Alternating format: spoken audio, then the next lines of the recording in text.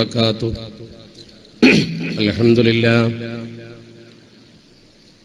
لله نحمده ونستعينه ونؤمن به ونتوكل عليه ونعوذ بالله من شرور أنفسنا ومن سيئات أعمالنا. من يهده الله فلا مضل له ومن يضلل فلا هادي له. ونشهد أن لا إله إلا الله وحده لا شريك له. ونشهد أن سيدنا محمدا صلى الله عليه وسلم عبده ورسوله أرسله إلى كافة الخلق ليظهره على الدين كله ولو كره المشركون. اللهم صل وسلم وبارك على رسولك سيدنا محمد وعلى آله وأصحابه أجمعين. أعوذ بالله من الشيطان الرجيم.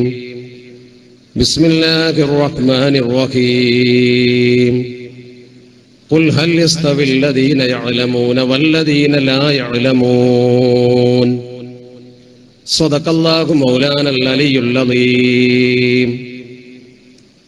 സ്നേഹാദരണീയരായ നമ്മുടെ ഈ അനുഗ്രഹീതമായ ചടങ്ങിൽ പ്രാർത്ഥന നിർവഹിക്കുന്നതിന് വേണ്ടിയും ഇതിന്റെ അധ്യക്ഷപദം അലങ്കരിച്ചുകൊണ്ടും സന്നിഹിതനായ ബഹുമാന്യനായ സയ്യിദ് ഉണ്ണിക്കോയ തങ്ങൾ അവർകളെ,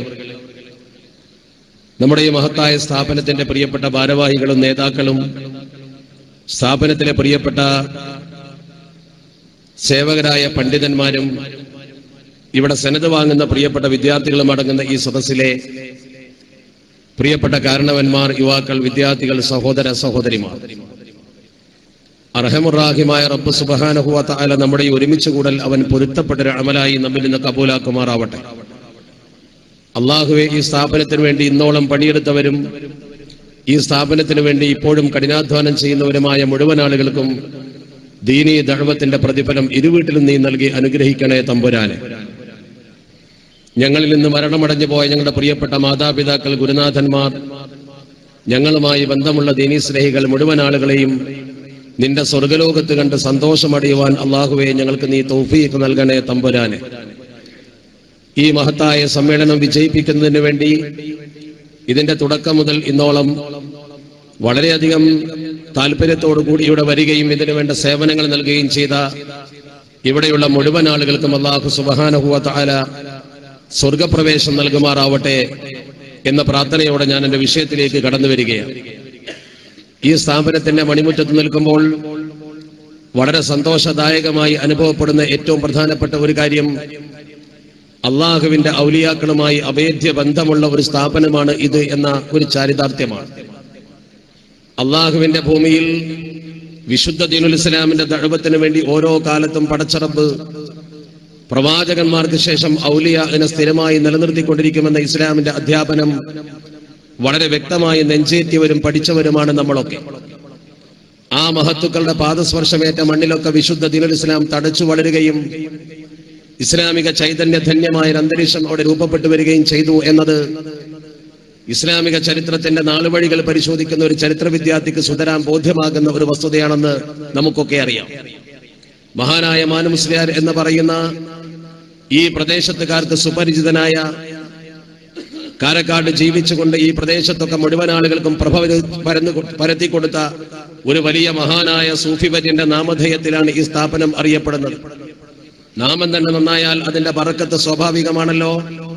നമ്മളിവിടെ ഒത്തുകൂടുമ്പോഴും നമ്മുടെ ഈ പ്രവർത്തനങ്ങളൊക്കെ നടത്തുമ്പോഴും നമ്മൾ ഓർക്കണം, മരണാനന്തരവും പരിശുദ്ധ ദീനുൽ ഇസ്ലാമിനെ ശരിക്കും പുനരുജ്ജീവിപ്പിക്കാൻ കെൽപ്പുള്ളവരാണ് അവന്റെ ഔലിയാ. അതുകൊണ്ടാണ് അന്നാസു നിയാമുൻ ഫഇദാ മാതു ഇൻതബഹു എന്ന് പറയാൻ കാരണം, ആ ഉറങ്ങിക്കിടക്കുന്ന ആളുകൾ മരണപ്പെട്ടാൽ ഒന്നുകൂടി ഉയർത്തെഴുന്നേൽക്കുകയാണ്. ജീവിച്ചിരിക്കുമ്പോൾ ഒരു പക്ഷേ അവരുടെ മഹത്വത്തെക്കുറിച്ച് കൂടുതൽ ആളുകൾക്ക് അത്തരം അറിഞ്ഞോളണമെന്നില്ല. മരണാനന്തരം അവരുടെ മഹത്വത്തെക്കുറിച്ച് സമൂഹത്തിന് വളരെ നന്നായി അറിയാനും പഠിക്കാനും ഒക്കെ അവസരം പടച്ചറബ് ഒരുക്കും. അതിൽപ്പെട്ട പ്രധാനപ്പെട്ട ഒന്നാണ് അവരുടെ മരണശേഷവും ഈ സ്ഥാപനം അവരുടെ പേരിൽ തഴച്ചു വളരുന്നു. അതാണ് സ്ഥാപനത്തിന്റെ പേരിന്റെ ഏറ്റവും വലിയ പ്രത്യേകത. അള്ളാഹുവിന്റെ ഔലിയായിൽപ്പെട്ട ഒരു വലിയന്റെ പേരാണ് നമ്മുടെ സ്ഥാപനത്തിനുള്ളത് എന്നത് തന്നെ ഇതിന്റെ പുരോപ്രയാണത്തിൽ ഇതിന് വലിയ തടസ്സങ്ങളൊന്നുമില്ലാതെ മുന്നോട്ട് പോകാൻ കഴിയുമെന്നതിന്റെ ഏറ്റവും വലിയ തെളിവായി ഞാൻ കാണുന്നു. രണ്ടാമത്തെ ഒന്ന്, ഈ സ്ഥാപനവുമായി അഭേദ്യ ബന്ധമുണ്ടായിരുന്ന ബഹുമാനപ്പെട്ട അന്ത്രുപാപ്പ അവർകൾ, ആ മഹാനുഭാവന്റെ സാന്നിധ്യം, പ്രവർത്തനം, അദ്ദേഹത്തിന്റെ വ്യക്തിപരമായ താല്പര്യം, അതൊക്കെ ഈ പ്രദേശത്തിന് പടച്ചറബ് നൽകിയിട്ടുണ്ട് എന്ന് അദ്ദേഹവും മമ്മി ഹാജിയും ഒക്കെയുള്ള ബന്ധത്തെക്കുറിച്ച് വായിച്ചറിയുമ്പോഴും പഠിക്കുമ്പോഴും കേട്ടറിയുമ്പോഴും നമുക്ക് ബോധ്യമുണ്ട്. വളരെ പ്രധാനപ്പെട്ട ഒരു വസ്തുതയാണ് അതൊക്കെ. അള്ളാഹുവിന്റെ ഔലിയാനെ സ്നേഹിച്ച ഈ സ്ഥാപനത്തിന്റെ ജീവനാടിയായ മമ്മി ഹാജി അവർകൾ പാണക്കാട് കുടുംബവുമായി വെച്ചു പുലർത്തുന്ന അഭേദ്യമായ സ്നേഹത്തിന്റെ മനോഹരമായ പ്രവർത്തനവും കൂടി ചേരുമ്പോൾ ഞാൻ സൂചിപ്പിച്ച ഈ 2-3 കാര്യങ്ങൾ ഒത്തുചേർന്നപ്പോൾ ഈ സ്ഥാപനത്തെ പടച്ചറബ് പുരോഗതിയുടെ പാതയിലേക്ക് നയിച്ചു. അല്ലാഹു സുബ്ഹാനഹു വ തആല ഇനിയും മുന്നോട്ട് നയിക്കാൻ തൗഫീക്ക് നൽകുമാറാവട്ടെ. ഔലിയാക്കൾ എന്ന് പറയുന്ന വിഭാഗത്തെ കുറിച്ച് അങ്ങനെയാണ്. കാരണം അള്ളാഹുവിന്റെ ഔലിയാക്കൾ എന്ന് പറയുമ്പോൾ ഒരു ഭൂമുഖത്ത് വിശുദ്ധ ദീനുൽ ഇസ്ലാമിന്റെ പ്രചരിക്കുന്ന ആളുകളാണ്. നമ്മൾ അവരെ സ്നേഹിക്കലാണ് വേണ്ടത്, അവരെ ആദരിക്കലാണ് വേണ്ടത്. അവരുടെ മനസ്സിൽ ഒരു വെറുപ്പുണ്ടാക്കുന്ന ഒരു പണി പോലും ചെയ്യാൻ പാടില്ല. അങ്ങനെ ചെയ്താൽ അതിന്റെ ദുർഗുണം നമുക്ക് അനുഭവിക്കേണ്ടി വരുമെന്നാണ് പരിശുദ്ധ ദീൻ പറഞ്ഞത്. അതാണ് ബഹുമാനപ്പെട്ട ഷെയ്ഖ് മഹ്മൂദുൽ കാഹിരി റഹ്മത്തുള്ളാഹി അലൈഹി തങ്ങൾ ഈജിപ്തിൽ നിന്നുകൊണ്ട് സമൂഹത്തിന് വളരെ മനോഹരമായ ഫിലോസഫി പഠിപ്പിച്ചപ്പോൾ കൂട്ടി പറഞ്ഞു, നിങ്ങൾ ഔലിയാനെ ശരിക്കും മാനിക്കണം. അള്ളാഹു ഒരു പക്ഷേ നിങ്ങൾ ചെയ്യുന്ന തെറ്റ് പിന്തിച്ചിട്ടേക്കാം, പക്ഷെ ഒരു വലിയനോട് നിങ്ങൾ അനാദരവ് കാണിച്ചാൽ പടച്ചറബ് ഒരിക്കലും പൊറുക്കൂല. വളരെ ഗൗരവത്തോടു കൂടിയാണ് അദ്ദേഹം ആ വാക്ക് പറഞ്ഞത്. റസാന തോതി പഠിച്ച മുഴുവൻ ആളുകൾക്കും അറിയാം, അല്ലാഹു യുംലി വലാ യുംലിൽ വലിയു ലഹു ഫലാ ദമീറ വലിയിൻ തൂലിയൻ കമുദാ വഇൻ തുതിക ഹർറ ശംസിൻ ലാ തുതീഖു അലാ റംലിൻ തവക്കഅ ഫീഹി ഹർറുഹാ ബദാ. മഹാനായ മഹ്മൂദുൽ കാഹിരി തങ്ങളുടെ മനോഹരമായ ഫിലോസഫി, എത്ര മനോഹരമായിട്ടാണ് അദ്ദേഹം ആ ഫിലോസഫി സമർപ്പിക്കുന്നത്. വല്ലാഹു യുംലി വലാ യുംലിൽ വലിയു ലഹു. അല്ലാഹു സുബ്ഹാനഹു വ തആല ഒരുപക്ഷേ പടച്ചറബിനോട് നിങ്ങൾ ചെയ്യുന്ന അനൗചിത്യമാർന്ന പ്രവർത്തനങ്ങളെ ക്ഷമിച്ചുകൊണ്ട് നിങ്ങളെ പിന്തിച്ചിട്ടേക്കാം. നമ്മൾ നിസ്കരിച്ചില്ല, നോമ്പ് നോറ്റില്ല, അല്ലെങ്കിൽ വൃത്തികെട്ട പ്രവർത്തനം ചെയ്തു, ഒരു പക്ഷേ പടച്ചറബിന്റെ ശിക്ഷ ഉടനെ തന്നെ വന്നുകൊള്ളണമെന്നില്ലേ? എന്തുകൊണ്ട്? അല്ലാഹു സുബ്ഹാനഹു വ തആല അതൊക്കെ പിറകിലേക്ക് പിന്തിച്ച് കൊണ്ടുപോയി നമ്മളെ പിടിക്കേണ്ട സമയത്ത് പിടിക്കും. അതാണ് വല്ലാഹു യുംലി വലാ യുംലിൽ വലിയു ലഹു. എന്നാൽ വലാ യുംലിൽ വലിയു, ഒരു വലിയനോട് നിങ്ങൾ ധിക്കാരം കാണിച്ചാൽ, റബ്ബ് സുബ്ഹാനഹു വ തആല ഇഷ്ടപ്പെട്ട അവന്റെ ഒരു വലിയനോട് നിങ്ങൾ അനാദരവ് ചെയ്താൽ അല്ലാഹു റബ്ബുൽ ഇസ്സത്ത് ഒരിക്കലും പൊറുക്കുന്ന പ്രശ്നമില്ല കേട്ടോ. ആ നിമിഷം തന്നെ അതിന്റെ തിരിച്ചടി നിങ്ങൾക്ക് കിട്ടുമെന്നാണ് മഹത്തുക്കൾ പഠിപ്പിച്ചത്. ആ നിമിഷം തന്നെ അതിന്റെ തിരിച്ചടി നിങ്ങൾക്ക് കിട്ടും. അതുകൊണ്ട് തന്നെ മഹാന്മാർ പറഞ്ഞ വാചകം നോക്ക് നിങ്ങൾ,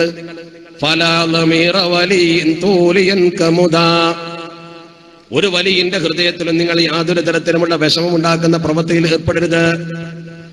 പരലോക ബോധമുള്ള ആളുകൾ, അള്ളാഹുവിനെ ഭയപ്പെടുന്നവർ, ദീൻ സംരക്ഷിക്കണമെന്ന് ആഗ്രഹിക്കുന്നവർ ഒരു കാരണവശാലും ഒരു വലിയന്റെ മനസ്സിൽ വിഷമം ജനിപ്പിക്കുന്ന പ്രവർത്തനത്തിൽ ഏർപ്പെടാൻ പാടില്ല. ഇത്ര മനോഹരമായിട്ടാണ് പറയുന്നത്. അതിനൊരു ഉദാഹരണം ബഹുമാനപ്പെട്ടവർ മനോഹരമായി സമർപ്പണം ചെയ്യുന്നു. അപ്പൊ നമ്മുടെ മനസ്സിലുണ്ടാകുന്ന സംശയം നീങ്ങുന്നു. ഒരു പക്ഷേ ഇത് പറയുമ്പോൾ നമ്മുടെ മനസ്സിലൊരു കൊച്ചു സംശയം രൂപപ്പെട്ടേക്കാം. അള്ളാഹു ആണല്ലോ ഏറ്റവും വലിയവൻ, പടച്ചിറപ്പിനേക്കാൾ മേലെ പോയോ വലിയ? റബ്ബ് ക്ഷമിക്കുന്നു, പക്ഷേ വലിയനോട് ധിക്കാരം ചെയ്താൽ ക്ഷമിക്കുന്നില്ല. അതെന്താ? അത് ബോധ്യപ്പെടുത്താനാണ് ബഹുമാനപ്പെട്ട മഹ്മൂദുൽ കാഹിരി തങ്ങൾ തന്റെ ഫിലോസഫി മനോഹരമായി അവതരിപ്പിക്കുന്നത്. മഹാനവർകൾ പറഞ്ഞു, വൈൻ തുതിക ഹർറ ശംസിൻ ലാ തുതീഖു അലാ റംലിൻ തവക്കഅ ഫീഹി ഹർറുഹാ ബദാ. വൈൻ തുതിക ഹർറ ശംസിൻ, സൂര്യതാപം ഒരുപക്ഷേ നിനക്ക് നന്നായിട്ട് സഹിക്കാൻ കഴിഞ്ഞെന്ന് വരാം. കത്തിയാളുന്ന വെയിലത്ത് നിന്നുകൊണ്ടൊരു തൊഴിലാളിക്ക് ജോലി ചെയ്യാൻ പ്രയാസമുണ്ടായെന്ന് വരില്ല. ഗൾഫിലൊക്കെ വളരെ പ്രയാസം സഹിച്ചുകൊണ്ട് വെയിൽ കൊണ്ട് ജോലി ചെയ്യുന്ന ഡെസേർട്ടിലെ ആളുകളുണ്ട്. പക്ഷെ അങ്ങനെ നിങ്ങൾ വെയിൽ കൊള്ളുന്നുവെങ്കിലും ഓർക്കണം, ലാ തുതീഖു അലാ റംലിൻ, മണലിൽ നിനക്കൊരിക്കലും സഹിക്കാൻ കഴിയില്ല. തവക്കഅ ഫീഹി ഹർറുഹാ, ആ സൂര്യന്റെ താപമേറ്റ് തപ്പിച്ചു നിൽക്കുന്ന മണലിൽ നീ ചെരുപ്പൂരി ചവിട്ടുമോ? നിന്റെ കാല് വെച്ചാൽ പൊള്ളും, നീ പിൻവലിക്കുമെന്താ കാരണം? ആ മണലിൽ ഒരു നിമിഷം പോലും നിനക്ക് സഹിച്ചുകൊണ്ട് നിൽക്കാനാവില്ല. ഇവിടെ മണലിന്റെ ചൂട് സഹിക്കില്ല, സൂര്യന്റെ ചൂട് സഹിക്കുമെന്ന് പറയുമ്പോൾ മണലിനേക്കാൾ വലുതാണല്ലോ സൂര്യൻ. സൂര്യനോ മണലോ വലുത്? സൂര്യൻ തന്നെയാണ്. ചൂടിലും ശക്തിയിലും സൂര്യനാണെങ്കിലും നേരിട്ടതിന്റെ താപമേറ്റുകൊണ്ട് തപിച്ചു നിൽക്കുന്ന ഈ മണലിൽ പെട്ടെന്ന് ചവിട്ടിയാൽ കാല് കൊള്ളും. വെയിലത്ത് ജോലി ചെയ്താൽ ഒരു പക്ഷേ നിനക്കത് പ്രയാസമാകില്ല. അപ്പൊ നിങ്ങൾ മനസ്സിലാക്കണം, മണല് സൂര്യന്റെ മേലെ പോയതല്ല. നമ്മൾ നേരിട്ട് ബന്ധപ്പെടുന്ന പടച്ചറപ്പിന്റെ ദീൻ നമുക്ക് പഠിപ്പിച്ചു തരുന്ന ആളുകളാണ് അള്ളാഹുവിന്റെ ഔലിയാക്കൾ. അവരെ അനാദരിച്ചാൽ പിന്നെ ദീനിന് വിലയില്ലാതെയായി. അള്ളാഹുവിനെ ധിക്കരിക്കുന്നവരെ പടച്ചറപ്പ് നാളെ പിടികൂടുമെന്ന് പടച്ചറപ്പ് പറഞ്ഞിട്ടുണ്ട്. ഇത് തമ്മാടിയെയും പടച്ചറപ്പ് കയറൂരി വിടും. ഒരു പരിധി വരെ പടച്ചറപ്പ് മുഴുവൻ ക്ഷമിക്കും. എന്നാൽ നിങ്ങൾ ഓർക്കണം, പരിധി വിട്ടാൽ പടച്ചറപ്പ് ഒന്നും ക്ഷമിക്കില്ല എന്നതിന്റെ തെളിവുകൾ മനോഹരമായി നമ്മൾ കാണുന്നുണ്ട്. ആ തെളിവല്ലേ ഇപ്പൊ നേപ്പാളിന് മനോഹരമായിട്ട് കണ്ടത്. ലോകത്തെ ഏറ്റവും കൂടുതൽ അഭിസാരികകൾ സഞ്ചരിക്കുന്നത് നേപ്പാളിൽ നിന്നാണത്രേ. നേപ്പാളി പെൺകുട്ടികളാണ് ബോംബെയിലെ ചുവന്ന തെരുവ്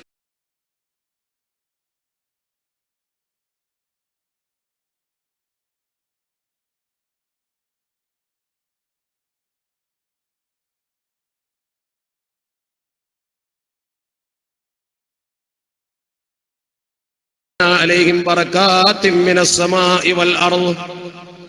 ഈ ഭൂമുഖത്ത് പടച്ചറപ്പ് നിങ്ങൾക്ക് ഭൂമിയിൽ നിന്നും ആകാശലോകത്തു നിന്നും പടച്ചറപ്പ് ബറക്കത്തുകൾ ഇങ്ങനെ ചൊരിച്ചുകൊണ്ടേയിരിക്കും. അള്ളാഹുവിന്റെ ബറക്കത്തുകൾ ഇങ്ങനെ വന്നുകൊണ്ടേയിരിക്കും. ആ സമയത്ത് മനുഷ്യൻ ധിക്കാരം കാണിച്ചാൽ വലാകിൻ കദ്ദബൂ എന്ന് പറഞ്ഞുകൊണ്ട് പടച്ചറപ്പ് പറഞ്ഞു. അപ്പൊ നമ്മൾ അവരെ പിടിക്കും, ശിക്ഷിക്കും, അവർക്ക് വേണ്ടതൊക്കെ കൊടുക്കും. റബ്ബിനെ ധിക്കരിച്ചുകൊണ്ട് മനുഷ്യൻ മുന്നോട്ട് പോകുമ്പോ പടച്ചറപ്പ് പിടികൂടും. ആ പിടികൂടലാണ് നമ്മൾ കാണുന്നത്. ഓർക്കണം നിങ്ങൾ, ഈ പിടികൂടലാണ് പ്രപഞ്ചം കുലുക്കുമ്പോ പടച്ചറപ്പ് പഠിപ്പിച്ചു തരുന്നത്. പക്ഷേ ഒരു കാര്യം നമ്മൾ ഓർക്കണം, അല്ലാഹു സുബ്ഹാനഹു വ തആല നേപ്പാളിൽ കുലുക്കിയപ്പോ കണക്ക് വായിച്ചു നോക്കുമ്പോ അത്ഭുതപ്പെട്ടു പോയി. ഏകദേശം കണക്ക് വായിച്ചു നോക്കുമ്പോ എന്താ കണ്ടെന്നറിയോ? 5000 ആളുകൾ മരിച്ചു എന്നൊക്കെ പറഞ്ഞു. പിന്നെ പറഞ്ഞു 5000 അല്ല, 7000 ആളുകളും അതിലപ്പുറം മരിച്ചു എന്നാ. ഇപ്പൊ മരിച്ചവർക്ക് കൃത്യ കണക്കില്ല. ബിൽഡിങ്ങിന് അടിയിൽപ്പെട്ട് കിടക്കുന്ന ആളുകളുടെ എണ്ണത്തിന് കണക്കില്ല. അതുകൊണ്ട് തന്നെ പടച്ചറപ്പ് പറഞ്ഞ വാചകം നമ്മൾ ശരിക്കും ഓർക്കണം. വലാകിൻ കദ്ദബൂ വ അഖദ്നാഹും ബിമാ കാനൂ യക്സിബൂൻ. അവർ ചെയ്ത പ്രവർത്തനത്തിന്റെ ഫലമായി നമ്മൾ അവരെ പിടിച്ചു കുടഞ്ഞു. പക്ഷെ പടച്ചറപ്പ് പിടിക്കുമ്പോൾ ഒരു കോലുണ്ട്. അത് ഖുർആൻ വേറെ പറഞ്ഞിട്ടുണ്ട്. ജനങ്ങൾ ഇങ്ങനെ തമ്മാടിത്തം ചെയ്യുമ്പോൾ പടച്ചറപ്പ് കയറൂരി ഇങ്ങനെ വിടും. പരിധി വരെ വിട്ട് വിട്ട് വിട്ട് വിട്ട് പിടിക്കാൻ പടച്ചറപ്പ് തീരുമാനിച്ച പിന്നെ കോലത്തിലാണ്. ഒറ്റ ദിവസം കുലുങ്ങിയപ്പോഴേക്കും ആളുകൾ 2500-ൽ പരം ആളുകൾ ആ ഒറ്റ കുലുക്കത്തിന് പോയത്. ഒരൊറ്റ കുലുക്കം. രണ്ടാമത്തെ ദിവസവും മൂന്നാമത്തെ ദിവസവും കുലുങ്ങിയപ്പോഴേക്കും 7000 കവിഞ്ഞു എന്നാ. അല്ല പിടിച്ചാ പിന്നെ അങ്ങനെയാ. അല്ലാഹുവിന്റെ പരിശുദ്ധ ഖുർആൻ പരത്തി പറഞ്ഞു, വകദാലിക അഖദു റബ്ബിക ഇദാ അഖദൽ ഖുറാ വഹിയ ളാലിമ. വകദാലിക അഖദു റബ്ബിക ഇദാ അഖദൽ ഖുറാ വഹിയ ളാലിമ. ഒരു ജനസമൂഹം വല്ലാതെ ദുൽമ ചെയ്യുമ്പോ പടച്ചറപ്പിനെ ധിക്കരിക്കുമ്പോ പടച്ചറപ്പ് പിടിക്കുന്ന പിടുത്തം അങ്ങനെയാണ്. വകദാലിക, അങ്ങനെയാണ് അഖദു റബ്ബിക, നിന്റെ നാഥന്റെ പിടുത്തം. പടച്ചറപ്പ് നമ്മളെ പിടികൂടാൻ തീരുമാനിച്ചാൽ പിന്നെ അങ്ങനെയാണ്. ഇന്ന അഖദഹു അലീമുൻ ശദീദ്.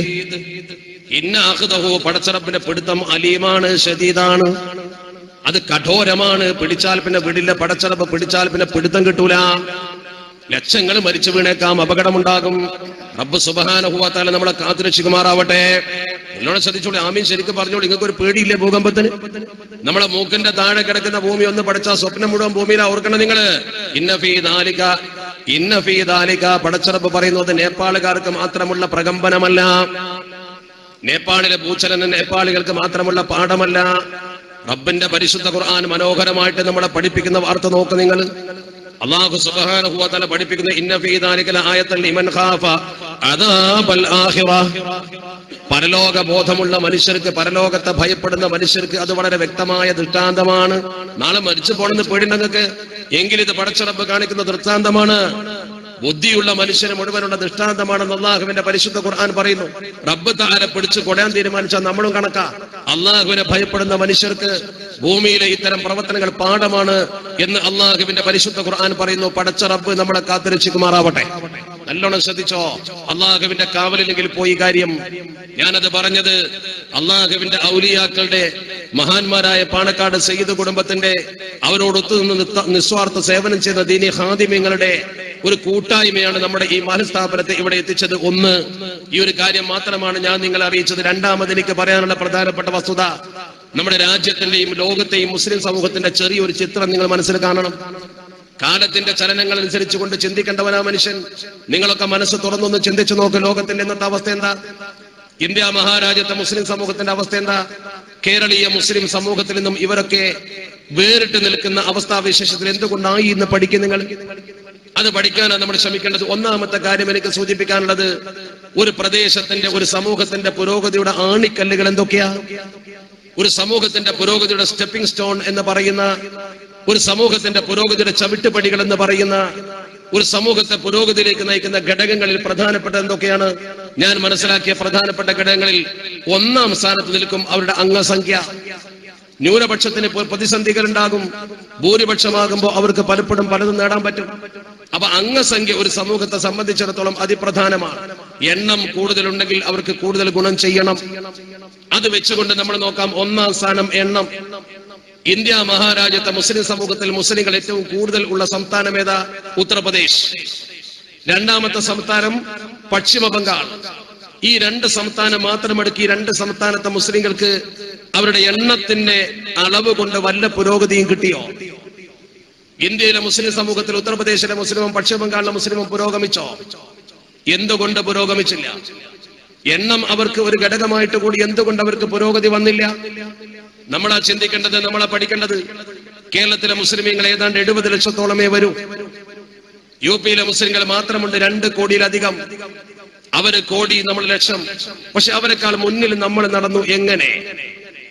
എങ്ങനെ നമുക്ക് മുന്നിലെത്താൻ പറ്റി? ചിന്തിക്ക്, പഠിക്ക്, ആലോചിക്ക്. ഒരു ഗവേഷണ വിഷയമായി എന്റെ പ്രിയപ്പെട്ട ഗവേഷണ വിദ്യാർത്ഥികളുടെ മനസ്സിലേക്ക് ഞാനത് ഇട്ടുതരുന്നു. പഠിക്കും നിങ്ങൾ.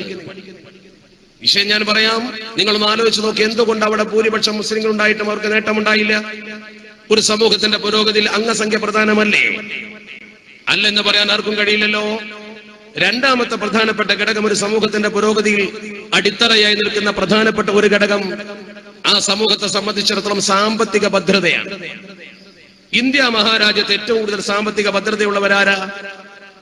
ഏത് വിഭാഗമാണെങ്കിലും മുസ്ലിങ്ങളുടെ കാര്യമാണ് നമ്മൾ പറയുന്നത്. അതുകൊണ്ട് മുസ്ലിം സമൂഹത്തിന്റെ ചിത്രം പരിശോധിച്ച് നോക്ക് നിങ്ങൾ.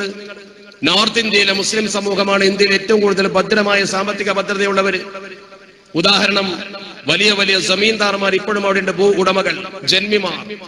വഖഫ് സ്വത്ത് കൂടുതൽ അവിടെ ഉള്ളത് എന്താ കാരണം? വ്യക്തികൾ വഖഫ് ചെയ്തതല്ല.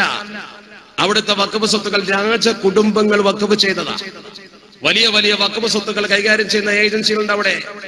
ദാവൂദ് ഇബ്രാഹിമിനെ പോലുള്ള വലിയ പണക്കാരനെ നമ്മൾ അറിയുന്നത് വിവാദമുണ്ടായപ്പോഴല്ലേ. കേരളത്തിൽ അത്തരം പണക്കാർ അപൂർവമല്ലേ ഉള്ളൂ. ഇവിടെ നമ്മുടെ വലിയ ജന്മിമാരുണ്ടോ? നമുക്ക് വേണ്ട സൗകര്യമൊക്കെ ഇസ്ലാമിനും മുസ്ലിങ്ങൾക്കും ഇവിടെ ചെയ്തു തന്നത് ഇവിടുത്തെ അമുസ്ലിം ജന്മിമാരും നല്ലവരായ നായന്മാരും നമ്പൂതിരിമാരും അടങ്ങുന്ന ഈ പ്രദേശത്തെ നല്ല മനുഷ്യരാണ്. ആ സൗഹൃദം ഒരിക്കലും നമ്മൾ മറന്നുകൂടാ. ഞാനത് അടിവരയിട്ട് പറഞ്ഞുകൊണ്ട് തന്നെ മുന്നോട്ട് പോകുന്നു. എന്നാൽ കേരളത്തിലെ മുസ്ലിമീങ്ങളുടെ അവസ്ഥ നോക്ക്. സാമ്പത്തികമായി മുസ്ലിങ്ങൾ വളരെ പുറകിലാണ്. നമുക്ക് ഗൾഫിന്റെ ഒരു പളപളപ്പ് മാത്രമേ 70-ന്റെ ശേഷം ഉണ്ടായിട്ടുള്ളൂ. അത് തന്നെ നമ്മുടെ കൂട്ടത്തിൽ ഒരാൾ ഗൾഫിൽ നിന്ന് വന്നാൽ വലിയൊരു വീട് വെച്ച് പെയിന്റ് അടിക്കാൻ പോലും പണം കടം വാങ്ങി തിരിച്ചു പോകും. 10 രൂപ കയ്യിലുള്ളവൻ 20 രൂപ കാണിക്കും. അതാണ് കേരളത്തിലെ ഏറ്റവും വലിയ പ്രത്യേകത. മറ്റുള്ളവർക്ക് അതുണ്ടാവില്ല. നമ്മൾ സാമ്പത്തികമായി പുറകിൽ തന്നെയാണ്. എന്നിട്ട് പോലും നമ്മൾ അവരെ മുന്നിൽ നിന്നു. എങ്ങനെ? സാമ്പത്തിക ഭദ്രതയുള്ള മുസ്ലിങ്ങൾ. ഗുജറാത്ത് കത്തിയേരുമ്പോ അഹമ്മദാബാദിലെ പ്രധാനപ്പെട്ട കച്ചവടക്കാരൊക്കെ മുസ്ലിങ്ങൾ. ആ ചരിത്രം പഠിക്കൂ. അഹമ്മദാബാദ് നഷ്ടപ്പെട്ടത് കൂടുതൽ മുസ്ലിങ്ങൾക്കാ. അതുകൊണ്ട് ആ കലാപമോടെ കൂടുതൽ നടന്നതും.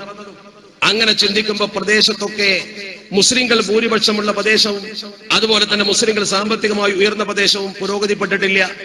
എന്നാൽ കേരളം പുരോഗതിപ്പെട്ടു. സാമ്പത്തികമായി അല്പം പുറകിലാണെങ്കിലും. മൂന്നാമത്തെ ഘടകം സാഹചര്യമാണ്. നോർത്ത് ഇന്ത്യൻ മുസ്ലിമിന്റെ സാഹചര്യം എന്താ? ഞാൻ ഈ പറയുന്ന വിഷയം ഒരു കൊച്ചുകുട്ടി പഠിക്കും പോലെ പഠിക്കാൻ സാധാരണക്കാർക്ക് കഴിയുമല്ലോ. നിങ്ങൾ ഗവേഷണം നടത്ത്. നോർത്ത് ഇന്ത്യയിലെ മുസ്ലിം വിഭജനത്തിന്റെ ഒരു കെടുതി അനുഭവിച്ചിട്ടുണ്ട്, ഇല്ലെന്ന് ഞാൻ പറയുന്നില്ല. പക്ഷേ അവരെ പൂർവ്വകാല ചരിത്രമെന്ന് പഠിക്കുക. 700 കൊല്ലം മുസ്ലിങ്ങൾ ഭരിച്ച നാടാണത്. മുസ്ലിം ഭരണാധികാരികളുടെ ഈറ്റില്ലവും പോറ്റില്ലവുമാണത്. ഇന്ത്യക്ക് വലിയ വലിയ സംഭാവനകൾ കൊടുത്ത മഹാന്മാരായ രാജാക്കന്മാർ ഭരിച്ച മണ്ണ്. താജ്മഹലും ഫത്തേപൂർ സിക്രിയും കുത്തബ് മിനാറും തകർക്കപ്പെട്ട ബാബരി മസ്ജിദും ഡൽഹി ജുമാ മസ്ജിദും ചെങ്കോട്ടയും ഒക്കെ നമ്മൾ ഉണ്ടാക്കിയതാ. അത്ര വലിയ യശോധാവണ്ണം വരുത്തിയ ഒരു പാരമ്പര്യത്തിന് ഉടമകളായ ഇന്ത്യയിലെ മുസ്ലിം ഭരണാധികാരികൾ. ആ മണ്ണിലാണ് നമ്മുടെ പൂർവികർ അടിച്ചമർത്തപ്പെട്ടത്. ഇന്ത്യ മഹാരാജ്യത്ത് സ്വാതന്ത്ര്യാനന്തര മുസ്ലിം സമൂഹത്തിന്റെ നോർത്ത് ഇന്ത്യൻ ഗതി എന്താ? ചവിട്ടി മതിക്കപ്പെട്ടവരാണവർ. അവർക്ക് സാഹചര്യം അനുകൂലമായിരുന്നു, പക്ഷേ പിന്നീട് അവർക്കത് ഉയർത്തെഴുന്നേൽപ്പിനുള്ള അവസരമായില്ല. എന്നാൽ കേരളത്തിലോ അതിനേക്കാൾ ചവിട്ടി മതിക്കപ്പെട്ടവർ നമ്മളാ. അവരെ പോലെയല്ല, നമ്മൾ അതിനേക്കാൾ ചവിട്ടി മതിക്കപ്പെട്ടു. കാരണം എന്തുകൊണ്ട്? ബ്രിട്ടീഷുകാർ വന്നിട്ട് 921 നമ്മുടെ ചവിട്ടി നിരങ്ങി. അതിന്റെ കാരണം മുസ്ലിങ്ങളോട് പ്രത്യേക പകയുണ്ടായിരുന്നു ബ്രിട്ടീഷുകാർ. വൈദേശിക അധിനിവേശികൾ ഈ നാടിന് കാലുകുത്തിയപ്പോ അവരുമായി സന്ധിയില്ല സമരം നടത്തണമെന്ന് ഈ ഉമ്മത്തിനോട് ആദ്യം പറഞ്ഞത്, നമുക്ക് ആദ്യം ദീൻ പഠിപ്പിക്കാൻ ദർസ് ഉണ്ടാക്കിയ ബഹുമാനപ്പെട്ട മഖ്ദൂമിന്റെ ദർസ്. മഹാനായ മഖ്ദൂം തങ്ങൾ തന്റെ ദർസ് സ്ഥാപിച്ചുകൊണ്ട് ആ ദർസിൽ ജനങ്ങൾക്ക് ആത്മീയ വിജ്ഞാനം പകർന്നു കൊടുക്കുമ്പോ തുഹ്ഫത്തുൽ ലാഹിബയും സിറാജുൽ ഖുലൂബും അങ്ങനെയുള്ള ഗ്രന്ഥങ്ങൾ ആത്മീയമായി എഴുതിയുണ്ടാക്കി, ഹിദായത്തുൽ അദ്കിയ മുതൽ എഴുതിയുണ്ടാക്കി അതേ കൈകൊണ്ട് തഹ്രീദു അഹ്ലുൽ ഈമാൻ എന്ന് പറയുന്ന പുസ്തകം എഴുതി. തഹ്രീദു അഹ്ലുൽ ഈമാൻ എന്ന് പറഞ്ഞ പുസ്തകം എഴുതിയിട്ട് മഖ്ദൂം ജനങ്ങളോട് പറഞ്ഞു, ജനങ്ങളെ, ഒരു നിലക്കും നിങ്ങൾ പോർട്ടുഗീസുകാരോട് സന്ധിയാകാൻ പാടില്ല. വലാ തജ്അലൂ യാ ഖൗമി ഫറൻജ ഔലിയാ വഇൻ ഖിഫ്തും ഹൽകൻ വഫൗതാ തിജാറതി. വലാ തജ്അലൂ യാ ഖൗം, ജനങ്ങളെ നിങ്ങൾ സ്വീകരിച്ചു പോകരുത്. ഫറൻജ ഔലിയാ, പറങ്കികളെ നിങ്ങൾ ഒരിക്കലും സഹായികളായി സഹകാരികളായി സ്വീകരിക്കാൻ പാടില്ല. വഇൻ ഖിഫ്തും ഹൽകൻ വഫൗതാ തിജാറതി, നിങ്ങൾ നശിച്ചു പോകുമെന്ന് നിങ്ങൾ കണ്ടാലും ശരി, കച്ചവടം തകരുമെന്ന് കണ്ടാലും പറങ്കികളെ ഒരിക്കലും നിങ്ങൾ സഹകാരികളായി സ്വീകരിക്കാൻ പാടില്ല എന്ന് മഖ്ദൂം ജനങ്ങളോട് പറഞ്ഞു. സന്ധിയില്ല സമരം നടത്താൻ കുഞ്ഞാലിമാരും കൗമും ജനസമൂഹത്തിൽ ഇറങ്ങി. പോർട്ടുഗീസുകാർക്കെതിരെ സമരം ചെയ്ത ആൾക്കാരാണ് അവർ. 4 തലമുറ കുഞ്ഞാലിമാർ അറബിക്കടലിന്റെ ഓരവും തീരവും കാത്ത് കോഴിക്കോട്ടെ സാമൂതിരിക്ക് സേവനം ചെയ്തുകൊണ്ട് ഇന്ത്യ മഹാരാജ്യത്തിന്റെ കേരള തീരത്ത് അതിശക്തമായ പ്രതിരോധത്തിന്റെ അലയിൽ തീർത്ത പാരമ്പര്യം കേരളത്തിന് മാത്രം എടുത്തു പറയാനുള്ളതാ. സാമൂതിരിപ്പാട് പോലും ആന്ത്രോ ഫുട്ടോഡോവ് കടപ്പുറത്ത് വന്നിട്ട് വെല്ലുവിളിച്ചപ്പോ ഞെട്ടിത്തെറിച്ച് എന്തു ചെയ്യണം കുഞ്ഞാലി എന്ന് ചോദിച്ചപ്പോ കുഞ്ഞാലി പറഞ്ഞു, ഞാനത് കൈകാര്യം ചെയ്യും. ഇരിങ്ങൽ കോട്ടയിൽ കുഞ്ഞാലി നിന്നുകൊണ്ടൊരു സന്ദേശം കൊടുത്തു, ആന്ത്രോ ഫുട്ടോഡോവ്, എന്റെ കൂടെയുള്ള ഭടന്മാരും ഞാനും മരിച്ചിട്ട് മയ്യത്തിന്റെ മേലെയല്ലാതെ സാമൂതിരിയുടെ നാട്ടിലേക്ക് കാലെടുത്ത് വെക്കാൻ നിന്റെ പടക്ക് കഴിയില്ല. ആന്ത്രോ ഫുട്ടോഡോ മരിക്കാൻ വന്നതല്ല, അയാൾ ജയിക്കാൻ വന്നതാ. കുഞ്ഞാലി മരിക്കാൻ തയ്യാറാ. ആന്ത്രോ ഫുട്ടോഡോ പിന്മാറി, തോറ്റ് പിന്മാറി. പറങ്കിപ്പടയിലെ നട്ടെല്ലൊടിച്ച കുഞ്ഞാലിയുടെ കത്ത് കണ്ട് ഞെട്ടിയവര് ആ കുഞ്ഞാലിയെ സൃഷ്ടിച്ചത് മഖ്ദൂമാ. ഈ നാടിന് സേവനം ചെയ്തവർ അവരാണ് ഈ നാടിന്റെ മക്കൾ. അവരെ ദേശസ്നേഹം ഒന്നും അളക്കാൻ ഇവിടെ ആരും അളവുകോലും കൊണ്ടുവരണ്ട. സൗഹൃദം തകർക്കുന്ന വാക്കൊന്നും ആരും പറയണ്ട. ഹിന്ദു മുസ്ലിം ബന്ധത്തിന്റെ ഉദാത്ത മാതൃക തീർത്ത മണ്ണിന്റെ മക്കൾ കൈകോർത്ത് പിടിച്ചു നിൽക്കുമ്പോൾ അവന്റെ മനസ്സിനെ വെട്ടിമുറിച്ച് ഈ രാജ്യത്തെ ചോരൊടുക്കാൻ ആഗ്രഹിക്കുന്നവർ എന്തിന്റെ പേരിൽ ഈ രാജ്യം ഭരിച്ചാലും ഈ രാജ്യത്തെ ജനങ്ങളെ ഭിന്നിപ്പിക്കാൻ ശ്രമിച്ചാലും ഈ ഉമ്മത്ത് അത് അനുവദിച്ചു കൊടുക്കുന്ന പ്രശ്നമില്ലെന്ന് ആർജവത്തോടെ പറയാൻ പറ്റണം. നമ്മുടെ സംസ്കാരവും പാരമ്പര്യവും അതാ. ഒരു ഹിന്ദുവും ഒരു മുസ്ലിമും തമ്മിൽ ഒരിക്കലും കൊമ്പ് കൊടുക്കേണ്ട കാര്യമില്ല. നമ്മുടെ സാംസ്കാരിക പൈതൃകത്തിന്റെ ഉദാത്ത മാതൃക തീർത്ത മനുഷ്യന്റെ മക്കളാ. ഞാൻ ആ ഭാഗം വിടുന്നു. തിരിച്ചു വരുന്നു പറഞ്ഞ വിഷയത്തിലേക്ക്. 921 നമ്മുടെ മക്കളെ നിരങ്ങി ബ്രിട്ടീഷുകാർ. നിങ്ങൾക്കറിയോ, ചരിത്രം ഒന്ന് പഠിച്ചു നോക്ക്. ഇന്ത്യ മഹാരാജ്യത്ത് ഇത്രമാത്രം കട്ടപ്പാട് സഹിച്ച ഒരു സമൂഹം വേറെ ഉണ്ടായിട്ടില്ല. എന്താ അവർ ചെയ്തത്?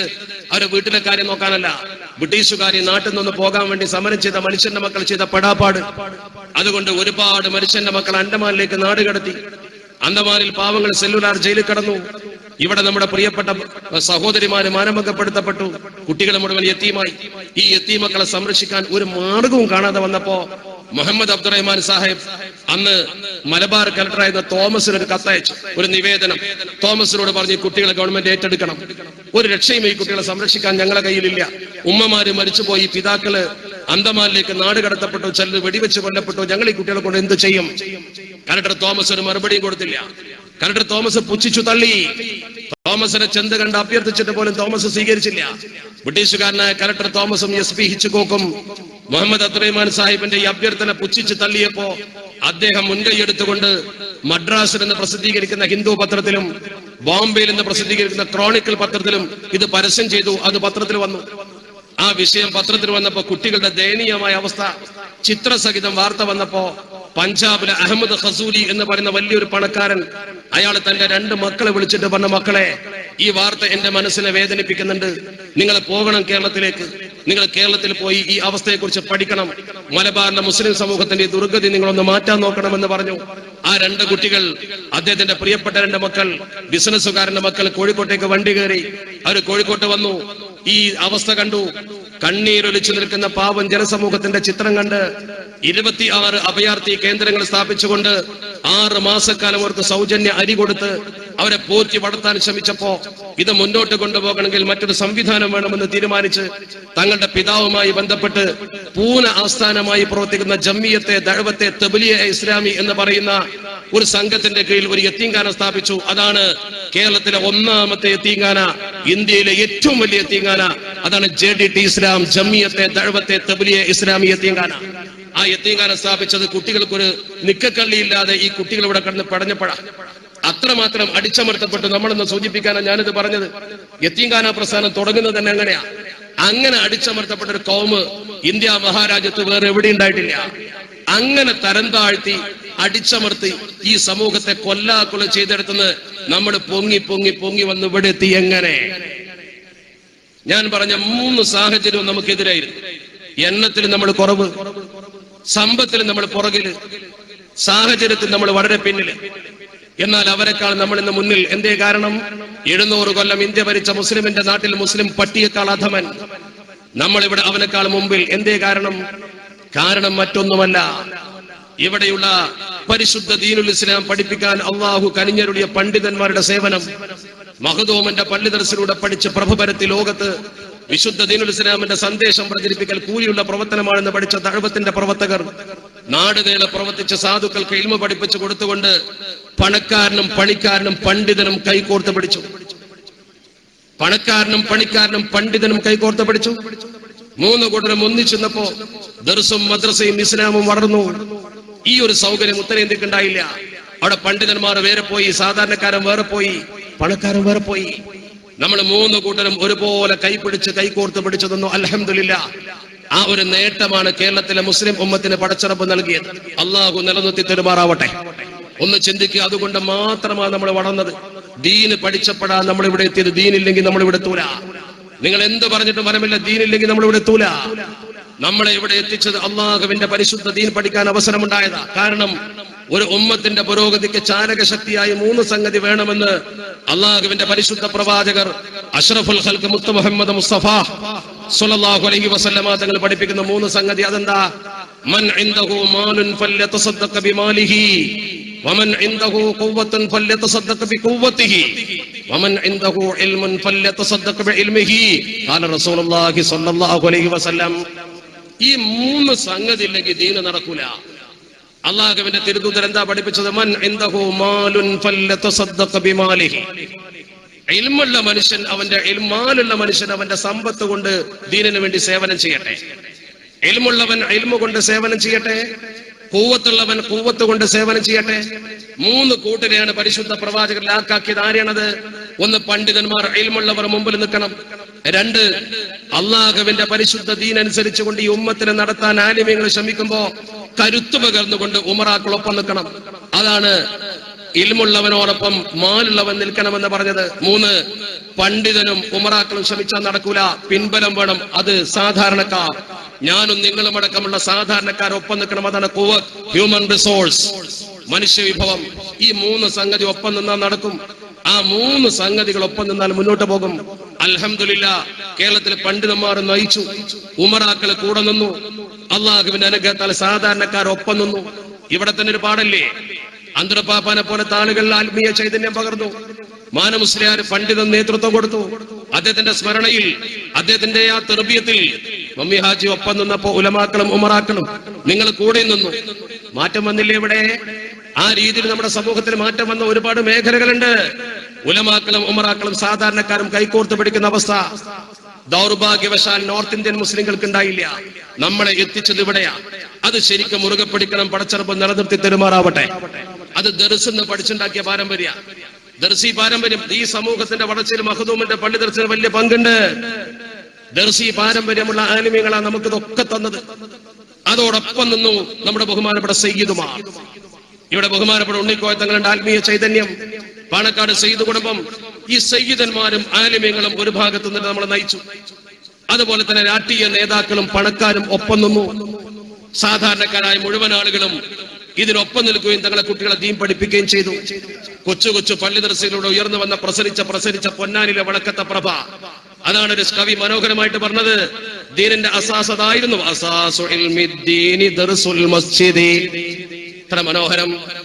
വഅസാസു ഇൽമി ദീനി ദർസുൽ മസ്ജിദി മിൻഹു തഖദ്ദുമു വന്നമാ വതമാമു. അള്ളാഹുവിന്റെ പരിശുദ്ധ ദീൻ പഠിക്കുന്നവർ ശരിക്കും മനസ്സിലാക്കണം. വഅസാസു ഇൽമി ദീൻ, വിശുദ്ധ ദീനുൽ ഇസ്ലാമിന്റെ ഇൽമിന്റെ അടിത്തറ മുഴുവൻ പള്ളി ദർസുകളാണ്, ദർസുൽ മസ്ജിദാണ്. ആ ദർസുൽ മസ്ജിദ് അഥവാ പള്ളി ദർസിലെ മസ്ജിദിന്റെ പ്രത്യേകത എന്താ? മിൻഹു തഖദ്ദുമു വന്നമാ വതമാമു. മിൻഹു തഖദ്ദുമു, അതുകൊണ്ടാണ് സമൂഹത്തിന് പുരോഗതി കൈവരിക്കാൻ കഴിഞ്ഞത്. വന്നമാ, അതുകൊണ്ടാണ് സമൂഹത്തിന് വളർച്ചയുണ്ടായത്. വതമാമുൻ, ഈ സമൂഹത്തിന്റെ പൂർണ്ണത കൈവരിക്കാൻ ഈ കൂട്ടുകെട്ട് കൊണ്ടാ കഴിഞ്ഞത്. ആ പള്ളി ദർസിന്റെ ഒരു സവിശേഷതയുണ്ട്. ഫീഹി ഇത്തിബാഉ സ്വഹബി അഹ്ലി സുഫ്ഫതി വതിബാഉ മഖ്ദൂമീനഹും അഅ്ലാമു. ഈ പരിശുദ്ധമായ പള്ളി ദർസിന്റെ പ്രത്യേകത, ഇൽമു പഠിക്കുന്ന കേന്ദ്രത്തിന്റെ പ്രത്യേകത, ആ പ്രവർത്തനം എന്ന് പറയുന്ന ഇൽമിന്റെ പഠനവേദിയിൽ ഫീഹി ഇത്തിബാഉ സ്വഹബി അഹ്ലി സുഫ്ഫതി, അല്ലാഹുവിന്റെ തിരുദൂതരാകുന്ന അഷ്റഫുൽ ഖൽഖ് മുഹമ്മദ് മുസ്തഫ സ്വല്ലല്ലാഹു അലൈഹി വസല്ലമ തങ്ങളുടെ പള്ളി ദർസിൽ പഠിച്ച അതിനോടുള്ള ഒരു പിന്തുടർച്ചയുണ്ട്. അതിൽ വതിബാഉ മഖ്ദൂമീനഹും അഅ്ലാമു, മഖ്ദൂമീങ്ങളെ പിന്തുണക്കുക എന്നവരെ പിന്തുടരുക എന്ന ഉന്നത ശീർഷരായ പണ്ഡിതന്മാരുടെ ആ പിന്തുടർച്ചയും അതിലുണ്ട്. ആ ഒരു പ്രവർത്തനമാകുന്ന പള്ളി ദർസാണ് വികസിച്ചെന്ന് ഇവിടെ പഠിപ്പിക്കുന്ന ഉസ്താദുമാരൊക്കെ പള്ളി ദർസിന്റെ സന്തതികളാ. കാലക്രമത്തിൽ നമ്മുടെ പള്ളി ദർസുകളിൽ കേവലം മതവിദ്യ മാത്രമായപ്പോ, കാലത്തിന്റെ ചുവരെഴുത്ത് വായിച്ച് പ്രബോധന തലത്തിൽ അനിവാര്യമായി വന്നപ്പോ നമ്മൾ ഒന്ന് പരിഷ്കരിച്ചുകൊണ്ട് ഭൗതികത കൂട്ടിച്ചേർത്തുകൊണ്ട് രണ്ടും ഒരുമിച്ച് കൊടുക്കാൻ ശ്രമിച്ചു. അങ്ങനെയാണ് ഇത്തരം സ്ഥാപനങ്ങൾ ഉണ്ടായത്. ഇത് തകരുമ്പോൾ ദീന് തകരും, കെട്ടുറപ്പ് പോകും. ഒന്ന് ചിന്തിക്കൂ, നമ്മൾ ഇന്ത്യയിൽ നിന്ന് പുറത്തു പോകാൻ നമുക്ക് ഒരു മിനിറ്റ് നമ്മളൊന്ന് പുറത്തു പോയി നോക്കും. ഇന്നിപ്പോ ലോകത്തെ മുസ്ലിം സമൂഹത്തിന്റെ ഗതി എന്താ? ഒന്ന്, സൗദി അറേബ്യ പോലും ഒരു യുദ്ധത്തിന്റെ മുഖത്താ. താരതമ്യേന ശാന്തസുന്ദരം എന്നറിയപ്പെടുന്ന സൗദി പോലും ഒരു യുദ്ധത്തിന്റെ മുഖത്താ. യമനിലേക്ക് ആക്രമണത്തിന്റെ കൊടുങ്കാറ്റിന്റെ വേഗത്തിൽ വിമാനങ്ങൾ പറത്തിക്കൊണ്ട് ചെന്നുകൊണ്ട് ബോംബിട്ടുകൊണ്ടിരിക്കുക. എന്താ കാര്യം? ഇസ്ലാമിന്റെ ഈറ്റില്ലം എന്ന് അവകാശപ്പെടുന്ന യമൻ എന്ന് പറയുന്ന മണ്ണ് ഇന്ന് കലാപത്തിന്റെ ഭൂമിയായി. അഷ്റഫുൽ ഖൽഖ് തങ്ങൾ പരസ്യമായി ദുആ ചെയ്തു, അല്ലാഹുമ്മ ബാരിക് ലനാ ഫീ ശാമിനാ വ യമനിനാ, അല്ലാഹുവേ ഷാമിലും യമനിലും ഞങ്ങൾക്ക് ബറക്കത്ത് ചെയ്യണേ തമ്പുരാനെ. അഷ്റഫുൽ ഖൽഖ് തന്നെ മറ്റൊരിക്കൽ പറഞ്ഞു, അൽ ഈമാനു യമാനിയുൻ, ശരിയായ വിശ്വാസം യമാനിയാകുന്നു. ഞാൻ ഈ പറയുന്ന സംഭവം നിങ്ങൾ ശരിക്കും ഉൾക്കൊള്ളണം. കെട്ടുകഥ പറയാനല്ല, സമയ ദൈർഘ്യമുണ്ടാക്കാനല്ല, നമ്മുടെ ഉമ്മത്ത് ചിന്തിക്കേണ്ട ഗതിവിധികളെ കുറിച്ച് സൂചിപ്പിക്കാനാണ് ഞാൻ പറയുന്നത്. ആ യമനിന്റെ മണ്ണിൽ ഇന്ന് മുസ്ലിം ഉമ്മത്തിന്റെ ഗതി എന്താ നോക്കുക നിങ്ങൾ. അബൂ സ്വാലിഹിന്റെ ഭരണത്തെ വലിച്ചിറക്കിയിട്ട് അബ്ദുർ റബ്ബ് മൻസൂർ അൽ ഹാദിയെ കയറ്റിയിരുത്തി. തെരഞ്ഞെടുപ്പാണ്. അതിനുശേഷം അദ്ദേഹത്തിനെതിരെ പ്രതിവിപ്ലവം നടത്തുന്നത് ആരാ? അവിടെയുള്ള ഷിയാക്കൾ, പത്രക്കാർ അവരെ കുറിച്ച് പറയുന്ന ഹൂത്തികൾ. ഹൂത്തികൾ എന്ന ഹൂത്തിയല്ല ശരിക്ക്. ഹുസൈൻ അൽ ബദർ അൽ ഹൂസി എന്ന് പറയുന്ന ഹൂസി മരിച്ചുപോയാണ്. അയാളുടെ പേരിൽ അറിയപ്പെടുന്ന ഒരു സംഘം രൂപീകരിച്ചുകൊണ്ട് പ്രതിരോധം തീർത്തുകൊണ്ട് ശക്തമായ ആക്രമണമാണ്. മുസ്ലിങ്ങൾ ഇങ്ങനെ തമ്മിൽ തല്ലിയാണ് മരിച്ചു വീഴുക. അമേരിക്ക ഇങ്ങനെ കണ്ടു ചിരിക്കാൻ, ഒരു UN ഇടപെടാൻ താല്പര്യമില്ല. മരിച്ചോട്ടെ വീണോട്ടെ എന്നുള്ള അഭിപ്രായം. അവിടെ സംഭവിക്കുന്ന അപകടം എന്താ? ഏഡൻ കടലിടുക്ക് പോലും നാളെ അടക്കപ്പെടുന്ന അവസ്ഥാവിശേഷത്തിലേക്ക് വന്നാൽ എന്താ സംഭവിക്കുക? അറബ് ലോകത്തെ എണ്ണക്കയറ്റുമതിയെ പ്രതികൂലമായി ബാധിക്കും. നമുക്കറിയാലോ, ഹിസ്റ്ററി പഠിച്ച കുട്ടികളിൽ ഇവിടെ മെഡിറ്ററേനിയൻ കടലിലൂടെ യൂറോപ്പിന്റെ ചരക്ക് ശരിക്ക് വന്നിട്ട് സൂയസ് കനാല് കടന്ന് അത് നേരെ ചെങ്കടലിലെത്തി, അവിടുന്ന് നേരെ വന്ന് ഏഡൻ കടലിടുക്ക് വഴി അറബിക്കടലിലെത്തിയിട്ടാണ് ഏഷ്യയിലേക്ക് ചരക്ക് വരുന്നത്. പ്രധാനപ്പെട്ട ഒരു പോയിന്റാണ് ഏഡൻ. അവിടെ അപകടം വന്നാൽ, അവിടെ അടക്കപ്പെട്ടാൽ യൂറോപ്യരുടെ ചരക്ക് കപ്പലുകൾ വരുന്നത് മുതൽ അറബികളുടെ എണ്ണക്കയറ്റുമതി വരെ സാരമായി ബാധിക്കും. അത് അമേരിക്കക്ക് അറിയാം. അങ്ങനെ ഒരു പ്രതിസന്ധി നമുക്ക് ഉണ്ടായിക്കോട്ടെ എന്നുള്ള അഭിപ്രായം പലർക്കുള്ളത്. എന്തേ ഇത് ചിന്തിക്കണം നിങ്ങൾ. തൊട്ടപ്പുറത്ത് സിറിയ എന്ന് പറഞ്ഞാൽ ഇസ്ലാമിക ഉമ്മത്തിന്റെ ഈറ്റില്ലമാകുന്ന ഷാമാണ്. അള്ളാഹുവിന്റെ തിരുദൂതർ കച്ചവടത്തിന് പോയ ഷാമാണത്. ആ ഷാമിൽ ഒരുപാട് സ്വഹാബികളുടെ മക്ബറയുണ്ട്. ആ ഷാമിന്റെ മണ്ണിന്റെ ഗതി ഒന്ന് നോക്ക് നിങ്ങള്. അവിടെ ബഷാറുൽ അസദിന്റെ ഭരണത്തിന്റെ കീഴിൽ നിന്ന് 2.5 ലക്ഷം മനുഷ്യന്റെ മക്കളെ കൊന്നു. 2.5 ലക്ഷം മനുഷ്യന്മാർ തല്ലി മരിച്ചു. 40 ലക്ഷം അഭയാർത്ഥികളാ. 40 ലക്ഷം ലോകത്തിന്റെ നാനാഭാഗത്ത് പലസ്തീന്റെ മക്കളെ പോലെ അഭയാർത്ഥികൾ. 30 ലക്ഷത്തിന് തൊഴിൽ നഷ്ടപ്പെട്ടു. നമ്മളെ കൂട്ടരാണെന്ന് പഠിക്കണം നിങ്ങള്. കഴിഞ്ഞ പരിശുദ്ധ റമദാനിൽ ഇസ്ലാമിന്റെ കേന്ദ്ര ബിന്ദുവാകുന്ന കെയ്റോ നഗരത്തിൽ, ഈജിപ്തിൽ മുസ്ലിമീങ്ങൾ തമ്മിൽ വെടിവെച്ച് മരിച്ചു. എത്ര എണ്ണം മരിച്ചു? മസ്ജിദ് അംറുൽ ആശിയുടെ മുൻപ്, അതിന്റെ മുൻഭാഗത്ത് റോഡിൽ രക്തക്കളം തീർത്തവര്. ഏതാ മസ്ജിദ് അംറുൽ ആശി? മണലാരണ്യത്തിലേക്ക് പ്രബോധനത്തിന് പോയ മഹാനായ അംറുൽ ആശി റളിയല്ലാഹു തആല അൻഹു ആഫ്രിക്കൻ ഭൂഖണ്ഡത്തിൽ ആദ്യം നിർമ്മിച്ച പള്ളിയാണ് മസ്ജിദ് അംറുൽ ആസ്. ആ പള്ളിയുടെ മുറ്റത്ത് മുസ്ലിങ്ങൾ പരിശുദ്ധ റമദാൻ 27-ാം രാവിന് ലൈലത്തുൽ മുബാറക്കയിൽ ചോര ചിന്തി തലത്തിൽ കയറി മരിച്ചു. ചിന്തിക്ക് നിങ്ങൾ. സദ്ദാം ഹുസൈനെ പിടിച്ച് കൊന്നിട്ട് ഇറാഖ് കുട്ടിച്ചോറാക്കി. ലിബിയയിൽ കേണൽ ഗദ്ദാഫിയെ പിടിച്ച് കൊന്നു. ആന കരിമ്പൻ തോട്ടത്ത് കടക്കും പോലെ മുസ്ലിം ഉമ്മത്തിന്റെ നാട്ടിൽ കയറിട്ട് ഭരിച്ചവര് ഇന്നൽ മുലൂക ഇദാ ദഖലൂ ഖറിയത അവർ സാമ്രാജ്യത്വ ശക്തികളുടെ നാട്ടിലേക്ക് കടന്നാൽ ആ നാട് കുട്ടിച്ചോറാക്കും. ആ നാടിന്റെ നായകന്മാരെ അവർ നിന്ദ്യരാക്കും. സദ്ദാമിനെ കൊന്നു.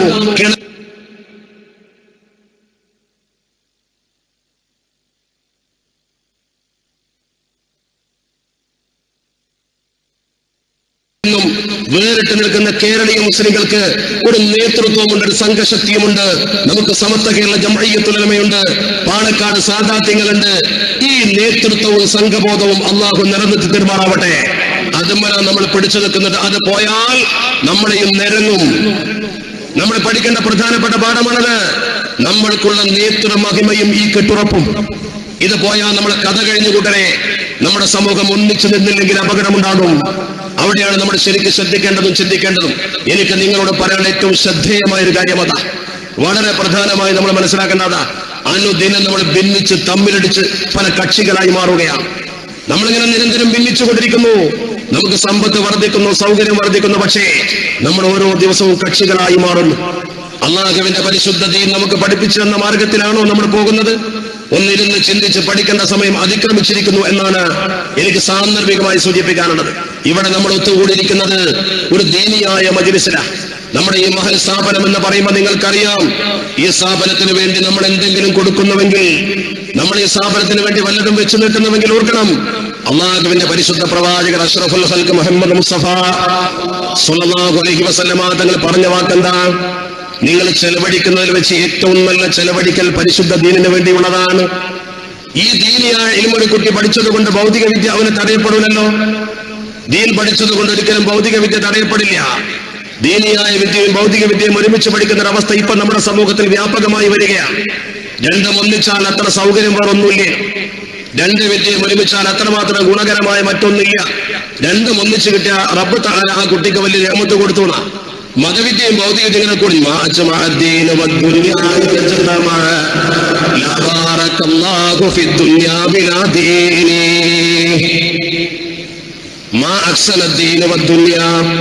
എന്തൊരു വാചകമാണെന്നൊന്ന് ചിന്തിച്ചു നോക്ക് നിങ്ങൾ.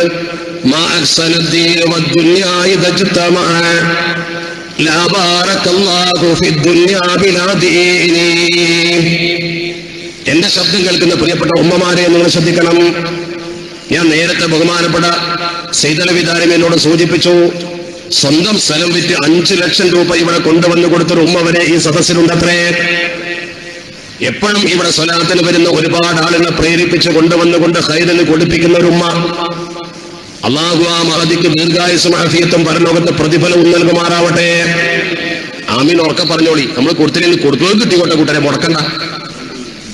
അള്ളാഹു സുബ്ഹാനഹു വ തആല ഖൈർ പ്രദാനം ചെയ്യുമാറാവട്ടെ. അങ്ങനത്തെ ഒരു ഉമ്മ ഇരിക്കുന്ന സദസ്സിൽ തന്നെ ബർക്കത്ത് ഉണ്ടാവുന്നുള്ള കാര്യം ഉറപ്പല്ലേ? നമ്മളൊന്ന് ആലോചിച്ചു. അള്ളാഹുവിന്റെ ബർക്കത്ത് ചൊരിയുന്ന മജ്‌ലിസായി ഇത്. ദീനിന് വേണ്ടി കൊടുക്കുന്നതിനേക്കാൾ ഉത്തമമായ കൊടുതി വേറെന്താ ദുനിയാവിലുള്ളത്? നമ്മൾ വന്നു പോകുമ്പോ കൈ ഇങ്ങനെ പിടിച്ചിട്ടാ വരിക, പിന്നെ പോകുമ്പോ എങ്ങനെയാ പോവുക? ലോക പ്രശസ്ത ചക്രവർത്തിയാവുന്ന അലക്സാണ്ടർ ചക്രവർത്തി ലോകം വെട്ടിപ്പിടിച്ചടക്കി ഇന്ന് ലോകത്ത് ഒരു നഗരം തന്നെ അറിയപ്പെടുന്ന അലക്സാണ്ട്രിയ. ഈജിപ്തിലെ പ്രശാന്ത സുന്ദരമായ അലക്സാണ്ട്രിയ പോയി നോക്കിയിട്ടുണ്ടോ? അലക്സാണ്ട്രിയ ചരിത്രത്തിൽ പ്രധാന അലക്സാണ്ടർ. അവിടെ ചെന്നാൽ അവിടുത്തെ നാട്ടുകാർ അലക്സാണ്ടർ എന്ന് പറയില്ല, അലക്സാണ്ടർ ദ ഗ്രേറ്റ് അങ്ങനെ പറയുള്ളൂ. അലക്സാണ്ടർ ദ ഗ്രേറ്റ് അത്രയും വലിയ മഹാനായിരുന്നു അലക്സാണ്ട്രിയ. നമുക്ക് അലക്സാണ്ട്രിയ നഗരം പ്രധാന കാരണം എന്താ? മഹാനായ ഇമാം ബൂസീരി റഹ്മത്തുള്ളാഹി അലൈഹി തങ്ങളുടെ മക്കാം അവിടെയാണ്. അള്ളാഹു നരകത്തിൽ അവിടെ സന്ദർശിക്കാൻ എനിക്ക് അവസരം ഉണ്ടായിട്ടുണ്ട്. മെഡിറ്ററേനിയൻ കടലുമായി ഇങ്ങനെ ചേർന്ന് നിൽക്കുന്ന അലക്സാണ്ട്രിയ എന്ത് രസാന്നറിയോ?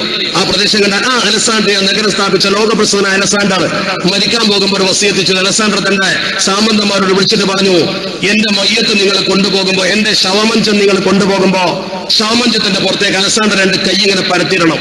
പ്രഭു എന്തിനാണത് എന്ന് ചോദിച്ചു. അലക്സാണ്ടർ പറഞ്ഞു, ലോകം കീഴടക്കി അലക്സാണ്ടർ ഇവിടുന്ന് പോകുമ്പോ ഒന്നും കൊണ്ടുപോകുന്നില്ല എന്ന് ജനങ്ങൾ മനസ്സിലായിക്കോട്ടെ, ആർത്തി ജനങ്ങൾ ഒന്ന് കുറച്ചോട്ടെ. വെട്ടിപ്പിടിക്കലുകൾക്ക് വേണ്ടി ഞാൻ ചെലവഴിച്ച സമയങ്ങളൊക്കെ ഇപ്പൊ എനിക്ക് ഖേദമുണ്ടാക്കുന്നുണ്ട്. എന്റെ കൈ ശൂന്യമായിട്ടാണ് ഞാൻ പോകുന്നത്. അങ്ങനല്ലേ മഹാന്മാർ?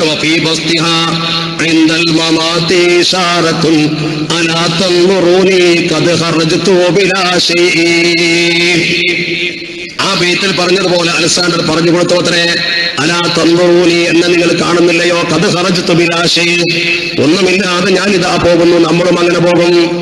5 ലക്ഷം കൊടുത്ത ഉമ്മ പോകുമ്പോ അതിന്റെ പ്രതിഫലം കൊണ്ടേ പോകൂ. ഖബറിലേക്ക് അതിന്റെ പ്രതിഫലം എത്തും, ഖബറിലെത്തും, നാളെ പരലോകത്തെത്തും. അസ്സദഖത്തു തുത്ഫിഹു അർറൽ ഖുബൂർ വഇന്നമാ യസ്തദില്ലുൽ മുഅ്മിനു ഫീ ദില്ലി സദഖതിഹി ഖാല റസൂലുള്ളാഹി സ്വല്ലല്ലാഹു അലൈഹി വസല്ലം. ആ ചൂട് അനുഭവിക്കേണ്ടവരല്ലേ നമ്മള്? ആ ചൂട് ശരിക്കും അനുഭവിക്കേണ്ടവർ തന്നെയാണ് നമ്മള്. അസ്സദഖത്തു തുത്ഫിഹു അർറൽ ഖുബൂർ, നിങ്ങൾ കൊടുക്കുന്ന ദാനധർമ്മം നിങ്ങളുടെ കബറിന്റെ ചൂട് കുറക്കും.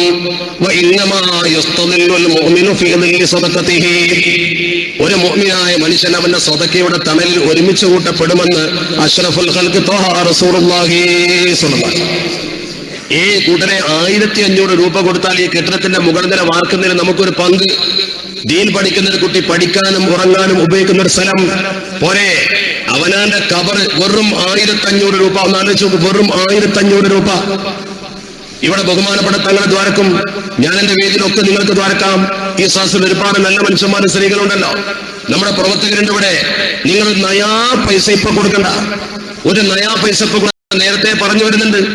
ഒരു നയാ പൈസ 1500 രൂപ കൊടുക്കാൻ മനസ്സിന് നിയത്ത് ചെയ്തെന്ന് പറഞ്ഞാൽ മതി, രേഖപ്പെടുത്തട്ടെ. പ്രവർത്തകരുണ്ടാവുമ്പോഴേ അവരെ നിങ്ങൾക്കിടയിൽ വന്നിട്ട് എഴുതിക്കോളും. വരുന്ന റമദാൻ 1, ആ റമദാനിൽ ഇബാദത്ത് എടുക്കാൻ പടച്ചറപ്പ് നമുക്ക് തൗഫീഖ് നൽകുമാറാവട്ടെ. അല്ലാഹുമ്മ ബാരിക് ലനാ ഫീ റജബ വ ശഅബാൻ വബല്ലിഗ്നാ ശഹ്റ റമദാൻ.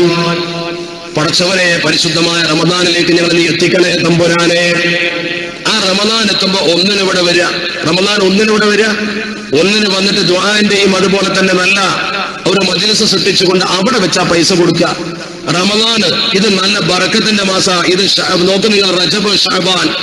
ഇപ്പൊ തന്നെ 1500 രൂപ നിങ്ങൾ നിയത്ത് ചെയ്തോ. 1500 രൂപ കൊടുക്കാൻ കഴിയാത്ത ആൾക്കാരൊന്നപ്പോ അൽഹംദുലില്ലാഹ് നമ്മുടെ കൂടെ ഉണ്ടാവുമെന്ന് എനിക്ക് തോന്നുന്നില്ല. അല്ലാഹ് ബറക്കത്ത് ചെയ്യും, മടിക്കണ്ട. പ്രവർത്തകരൊന്ന് ഇറങ്ങി നടന്നു നോക്കിയാൽ മതി. ആൾക്കാർ സ്വകാര്യ പറയും. ഒരു വ്യക്തി കൊടുക്കണ്ട, പേര് പറയാത്ത പേരും നിങ്ങളുടെ ആ നമ്പർ കൊണ്ട് കൊടുത്താൽ മതി. നിങ്ങളെ ക്ഷണിക്കും. പരിശുദ്ധ റമദാൻ 1-ന് ഇവിടെ വരും. ഇത് വിജയിപ്പിച്ചു കൊടുക്കണം. പടച്ചറപ്പ് തൗഫീഖ് നൽകുമാറാവട്ടെ. ഞാൻ എന്റെ വിഷയത്തിലേക്ക് വരുന്നു. കാരണം എന്താ? ഇൽമ പഠിക്കുന്നതിന് വേണ്ടിയാണ് നമ്മൾ കൊടുക്കുന്നത്. അള്ളാഹുവിന്റെ തിരുദൂതർ ഇൽമ പഠിക്കുന്നതിന്റെ മഹത്വം ഇങ്ങനെ എണ്ണി പറഞ്ഞ് വികസിച്ച് ഒരാൾ എത്രത്തോളം എത്തുമെന്ന് സൂചിപ്പിച്ചുകൊണ്ട് പറഞ്ഞു, അള്ളാഹുവിന്റെ ഒരടിമ ഇൽമ പഠിച്ചുകൊണ്ട് ഔന്നത്യമാർന്ന പദവിയിലെത്തും. ഈ ലോകത്തും പരലോകത്തും അയാൾ ഔന്നത്യമാർന്ന പദവിയിലെത്തുമെന്ന് ശഫീഉനാ റസൂലുള്ളാഹി സ്വല്ലല്ലാഹു അലൈഹി വസല്ലം. അപ്പൊ ഇൽമ പഠിച്ചൊരു കുട്ടി ഈ ലോകത്ത് മാത്രം പരാജയപ്പെടുകയും പരലോകത്ത് മാത്രം വിജയിക്കുകയും ചെയ്യുകയല്ല ചെയ്യുന്നത്. മറിച്ചോ ഇഹത്തിലും പരത്തിലും ഔന്നത്യമാർന്ന പദവിയിൽ ആ കുട്ടിയെത്തും. ഈ ലോകത്തും വലിയ പദവി കിട്ടും. ഇൽമുള്ള മനുഷ്യൻ എല്ലാവരും മാനിക്കും. ഒരാൾക്ക് ശരിക്കും ഇൽമുണ്ടെങ്കിൽ പടച്ചുറപ്പ് മാനിക്കും. നിങ്ങൾ നോക്ക്, നിങ്ങൾ ഒരു കുട്ടി, നിങ്ങൾക്ക് ഈ സ്ഥാപനത്തോട് പല നിലക്ക് സഹകരിക്കാൻ കഴിയുന്നതിന്റെ കൂട്ടത്തിൽ ഒന്നാണ് നിങ്ങളെ കുട്ടിയെ ഇവിടെ കൊണ്ടുവന്ന് ചേർക്കുക, ദീൻ പഠിപ്പിക്കാൻ. നമ്മുടെ മക്കൾ ദീൻ പഠിച്ചെങ്കിലല്ലേ നമുക്ക് രക്ഷ ഉണ്ടാവുള്ളൂ. പരിശുദ്ധ തിരുദൂതർ പറഞ്ഞൊരു വാക്കുണ്ട്, ഒരു കുട്ടി ഇൽമ പഠിക്കുന്ന രംഗത്തേക്കാണ് കാലെടുത്ത് വെച്ചിട്ട് ഒരാൾ ഇൽമ പഠിക്കുന്ന വിഷയത്തിലേക്ക് ഇറങ്ങി വന്നത്. ഒരാൾ ഇൽമ പഠിച്ചുകൊണ്ടിരിക്കെ മരണപ്പെട്ടാൽ, ത്വാലിബുൽ ഇൽമായി മരണപ്പെട്ടാൽ, വിദ്യാർത്ഥിയായി മതവിദ്യാർത്ഥിയായി മരണപ്പെട്ടാൽ, ഭൗതികത പഠിച്ചുകൊള്ളട്ടെ, മതവിദ്യാർത്ഥിയായി അവൻ മരണപ്പെട്ടാൽ ലഖിയല്ലാഹ്, പടച്ച റബ്ബിനെ അവൻ കണ്ടുമുട്ടുന്നത് എങ്ങനെയാണ്? വലം യകുൻ ബൈനഹു വ ബൈനൻ നബിയ്യിന ഇല്ലാ ദറജത്തുൻ നബുവ. ആ മരിച്ചുപോയ ചെറുപ്പക്കാരൻ അല്ലെങ്കിൽ വലിപ്പക്കാരൻ ആരാവട്ടെ, ശറഈയായ ഇൽമ പഠിക്കുന്നതിന് വേണ്ടി സമയം വിനിയോഗിച്ചുകൊണ്ട് അവന്റെ പഠിത്തത്തിനിടയിൽ മരണപ്പെട്ടാൽ ആ കുട്ടി അള്ളാഹുവിനെ നാളെ കണ്ടുമുട്ടുമ്പോ അവൻ അമ്പിയാക്കളുടെ ദർജയിലാണ്. നുബുവത്ത് എന്ന പദവി മാത്രമില്ല, അമ്പിയാന്റെ സ്ഥാനത്ത് അവൻ എത്തുമെന്ന് ശഫീഉനാ റസൂലുള്ളാഹി സ്വല്ലല്ലാഹു അലൈഹി വസല്ലം. ഇതിനിപ്പോ കുട്ടികൾക്ക് താല്പര്യമുണ്ട്, കുട്ടികൾ പഠിക്കാൻ തയ്യാറുണ്ട്, അധ്യാപകർ പഠിപ്പിക്കാനും തയ്യാറുണ്ട്. പക്ഷെ തയ്യാറില്ലാത്ത ആരാ? രക്ഷിതാക്കളാണ്. രക്ഷിതാക്കൾക്ക് ഈ വിഷയത്തിൽ ഒട്ടും താല്പര്യമില്ല. രക്ഷിതാക്കൾ പുറകില. എന്താ കാരണം? എന്റെ കുട്ടി അങ്ങനെ മതം പഠിച്ചൊരു മുസ്ലിം ആവണ്ട എന്നുള്ള തോന്നല. ആരാന്റെ ഭക്ഷണം കഴിച്ചുകൊണ്ട് എന്റെ കുട്ടി പോകണ്ട, ഒരു സമൂഹത്തിന്റെ അധപ്പതനത്തിന്റെ തുടക്കമാണ് ആ ചിന്ത. ഞങ്ങൾ അതിന്റെയൊക്കെ മേലെയാണെന്നുള്ള ചിന്ത. ആ ചിന്ത അഹന്തയുടെ ചിന്തയാണ് നമ്മളെ തകർക്കുക. ഓർക്കണം നിങ്ങൾ, ഞാൻ പറഞ്ഞില്ലേ തുടക്കത്തിൽ, ഈ ഇൽമും ഈ ബന്ധവുമാണ് നമ്മളിവിടെ എത്തിച്ചത്. പരിശുദ്ധ പ്രവാചകർ സൂറത്ത് ലുക്മാനെ വ്യാഖ്യാനിച്ചുകൊണ്ട് തന്റെ പ്രിയപ്പെട്ട സഹപ്രവർത്തകരോട് പറഞ്ഞു, ലുക്മാൻ സൂറത്തിനെ നമുക്ക് പഠിപ്പിച്ചെന്തിനാ? ബാപ്പ മകൻ എങ്ങനെ നന്നാക്കണം എന്ന് വെച്ചിട്ടാ. ബാപ്പ മക്കളെ എങ്ങനെ നന്നാക്കണമെന്നാണ് സൂറത്ത് ലുക്മാൻ പഠിപ്പിക്കുന്നത്. ആ ലുക്മാൻ നമുക്ക് പഠിപ്പിച്ച സന്ദേശത്തെ നബി തങ്ങൾ പറയുന്നു, അൻ അബീ ഉമാമ റളിയല്ലാഹു തആല അൻഹുമാ, അബൂ ഉമാമ റളിയല്ലാഹു തആല അൻഹു ഉദ്ധരിക്കുന്ന ഹദീസിൽ, ഇന്ന ലുക്മാന ഖാല ലി ഇബ്നിഹി, ഒന്ന് ശ്രദ്ധിക്കണേ നിങ്ങൾ, ഇന്ന ലുക്മാന ഖാല ലി ഇബ്നിഹി, മഹാനായ ലുക്മാൻ അലൈഹി സ്വലാത്തു വസ്സലാം തന്റെ മകനോട് പറഞ്ഞു, യാ ബുനയ്യ അലൈക ബിമുജാലസത്തിൽ ഉലമാ, പൊന്നമോനെ നീ ആലിമീങ്ങളെ കൂടെ എപ്പോഴും ഇരിക്കണേ, പൊന്നമോനെ നീ എപ്പോഴും ആലിമീങ്ങളുമായി സഹവസിക്കണേ, ആലിമീങ്ങളുമായി നീ ബന്ധം പുലർത്തണം. പോരാ, അള്ളാഹുവിന്റെ പരിശുദ്ധ ദീൻ നീ പഠിക്കണമെന്ന് മാത്രമല്ല, വസ്മഅ് കലാമൽ ഹുകമാ, നല്ല നല്ല പണ്ഡിതന്മാരുടെ വാക്ക് നീ ശരിക്ക് കേട്ടുഗ്രഹിക്കുമോനെ. കാരണം മഹാനവർകൾ തന്റെ മകനെ വിളിച്ചുകൊണ്ട് സദുപദേശം കൊടുക്കുന്നു, ഫഇന്നല്ലാഹ ലയുഹ്യിൽ ഖൽബൽ മയ്യിത ബിനൂരിൽ ഹിക്മ, പരിശുദ്ധ ദീനിന്റെ ഇൽമു കൊണ്ട് ചത്തുകിടക്കുന്ന കൽബുകളെ പടച്ചറബ് ഹയാത്താക്കും, മൃതപ്രായമായ ഹൃദയങ്ങളെ പടച്ചറബ് ഹയാത്താക്കും. കമാ യുഹീൽ അർളൽ മയ്യിത ബിബാബിൽ മതർ, മഴ പെയ്താൽ എങ്ങനെയാണ് തരിശു ഭൂമി പുഷ്പിക്കുന്നത് എന്നതുപോലെ നിന്റെ മനസ്സിനെ പടച്ചറബ് നല്ലവരോട് കൂടെ ചേർന്നാൽ നന്നാക്കുമെന്ന് ബഹുമാനപ്പെട്ടവർ തന്റെ മകന് ഉപദേശം കൊടുത്തതായി പരിശുദ്ധ തിരുദൂതൻ നമ്മളെ പഠിപ്പിക്കുന്നു. അപ്പൊ നമ്മളെ മക്കൾക്ക് ആ ഉപദേശം കൊടുക്കണമെന്നല്ലേ അതിന്റെ അർത്ഥം? നമ്മളെ മക്കൾക്ക് ശരിക്കത് കൊടുക്കണമെന്നല്ലേ? പണ്ട് കാലത്ത് പള്ളി ദർസിലേക്ക് ധാരാളം ആള് പോയിരുന്നു. എന്താ കാരണം? പണ്ടൊരു കാരണം ഉണ്ടായിരുന്നു, നമുക്കൊരു ദാരിദ്ര്യം എന്ന് പറഞ്ഞൊരു പേടിയുണ്ടായിരുന്നു.